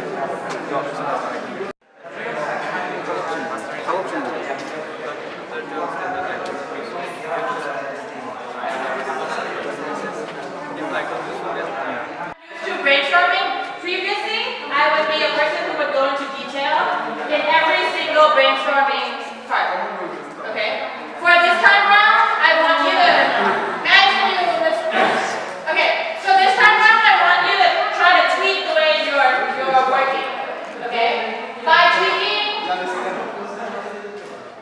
okay, we care about a lot of ideas first. Because if there are a lot of ideas, somewhere in that a lot of ideas, there will be the best idea. But if we're only focusing on trying to get the best idea, there will be a lot of other ideas that are also really good, but we won't get the chance to explore them. Okay? So I'm giving you guys another 5 minutes. No need to go into too much detail. Just say what it is that class that you're thinking about. What is your, why you want that. And then what I'm going to get you guys to do after this is actually vote. We're going to take a few of your ideas and then we're going to try to turn that into actual classes. So just no need to go into too much detail, but I want everybody to get a chance to speak. Okay? So go for quantity. It sounds really weird, but go for quantity, not quality. Okay? Forget the quality, you go for the quantity first. Okay? As much as you can, get all your ideas out. Okay, so again, 5 more minutes. Just say it out.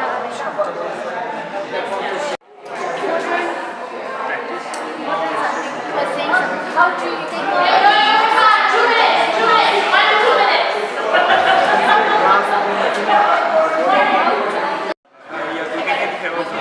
Stop threading. Yeah, like a stock broker. Because you want to know how to invest money, right? So Okay, 5 more minutes. 5 more minutes. Okay, guys, one really important thing, okay? This workshop, guys. Okay, I'm showing you how to do this, okay? The most important thing is how to do this. You're going to, okay? So, like I said, it doesn't have to be perfect. We're just looking to understand the process, okay? Now, everybody, you've written everything down, right? Everything's written down? Yeah? Okay, now what I want you guys to do is, everybody has a pen, right? What I'm going to ask you to do is go to the piece of paper that your group wrote, and you're able to give these 3 votes to anything on the list. Okay? One thing though. Everyone votes at the same time. Okay? The reason why everyone votes at the same time is this is just for you to get used to. Sometimes what will happen is you have a best friend and they voted for something, and you'll feel like, oh, I'll vote after them. So that's why we're saying vote at the same time. You have 3 votes. If you want to give that 3 votes to just one project, you can do that. If you're like, take all my votes, you can do that, okay? But if you want to split your vote, we're going to pick the ideas for each group, 2 to 3 ideas with the most votes, and then we're going to go work with those in detail, okay? So everybody get up, go look at your piece of paper. You've got 3 minutes to vote. You guys can talk amongst yourselves when you want to start voting, okay? Okay, 3 minutes. 3 votes.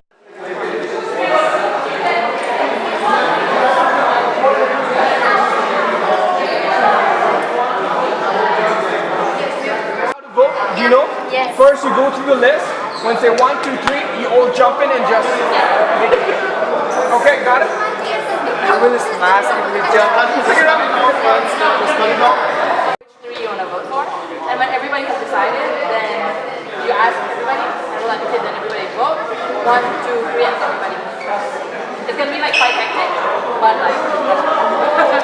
Okay, so just take a look at it and think of 3 that you want to... Just go. Finish thinking. Everybody, let's do that.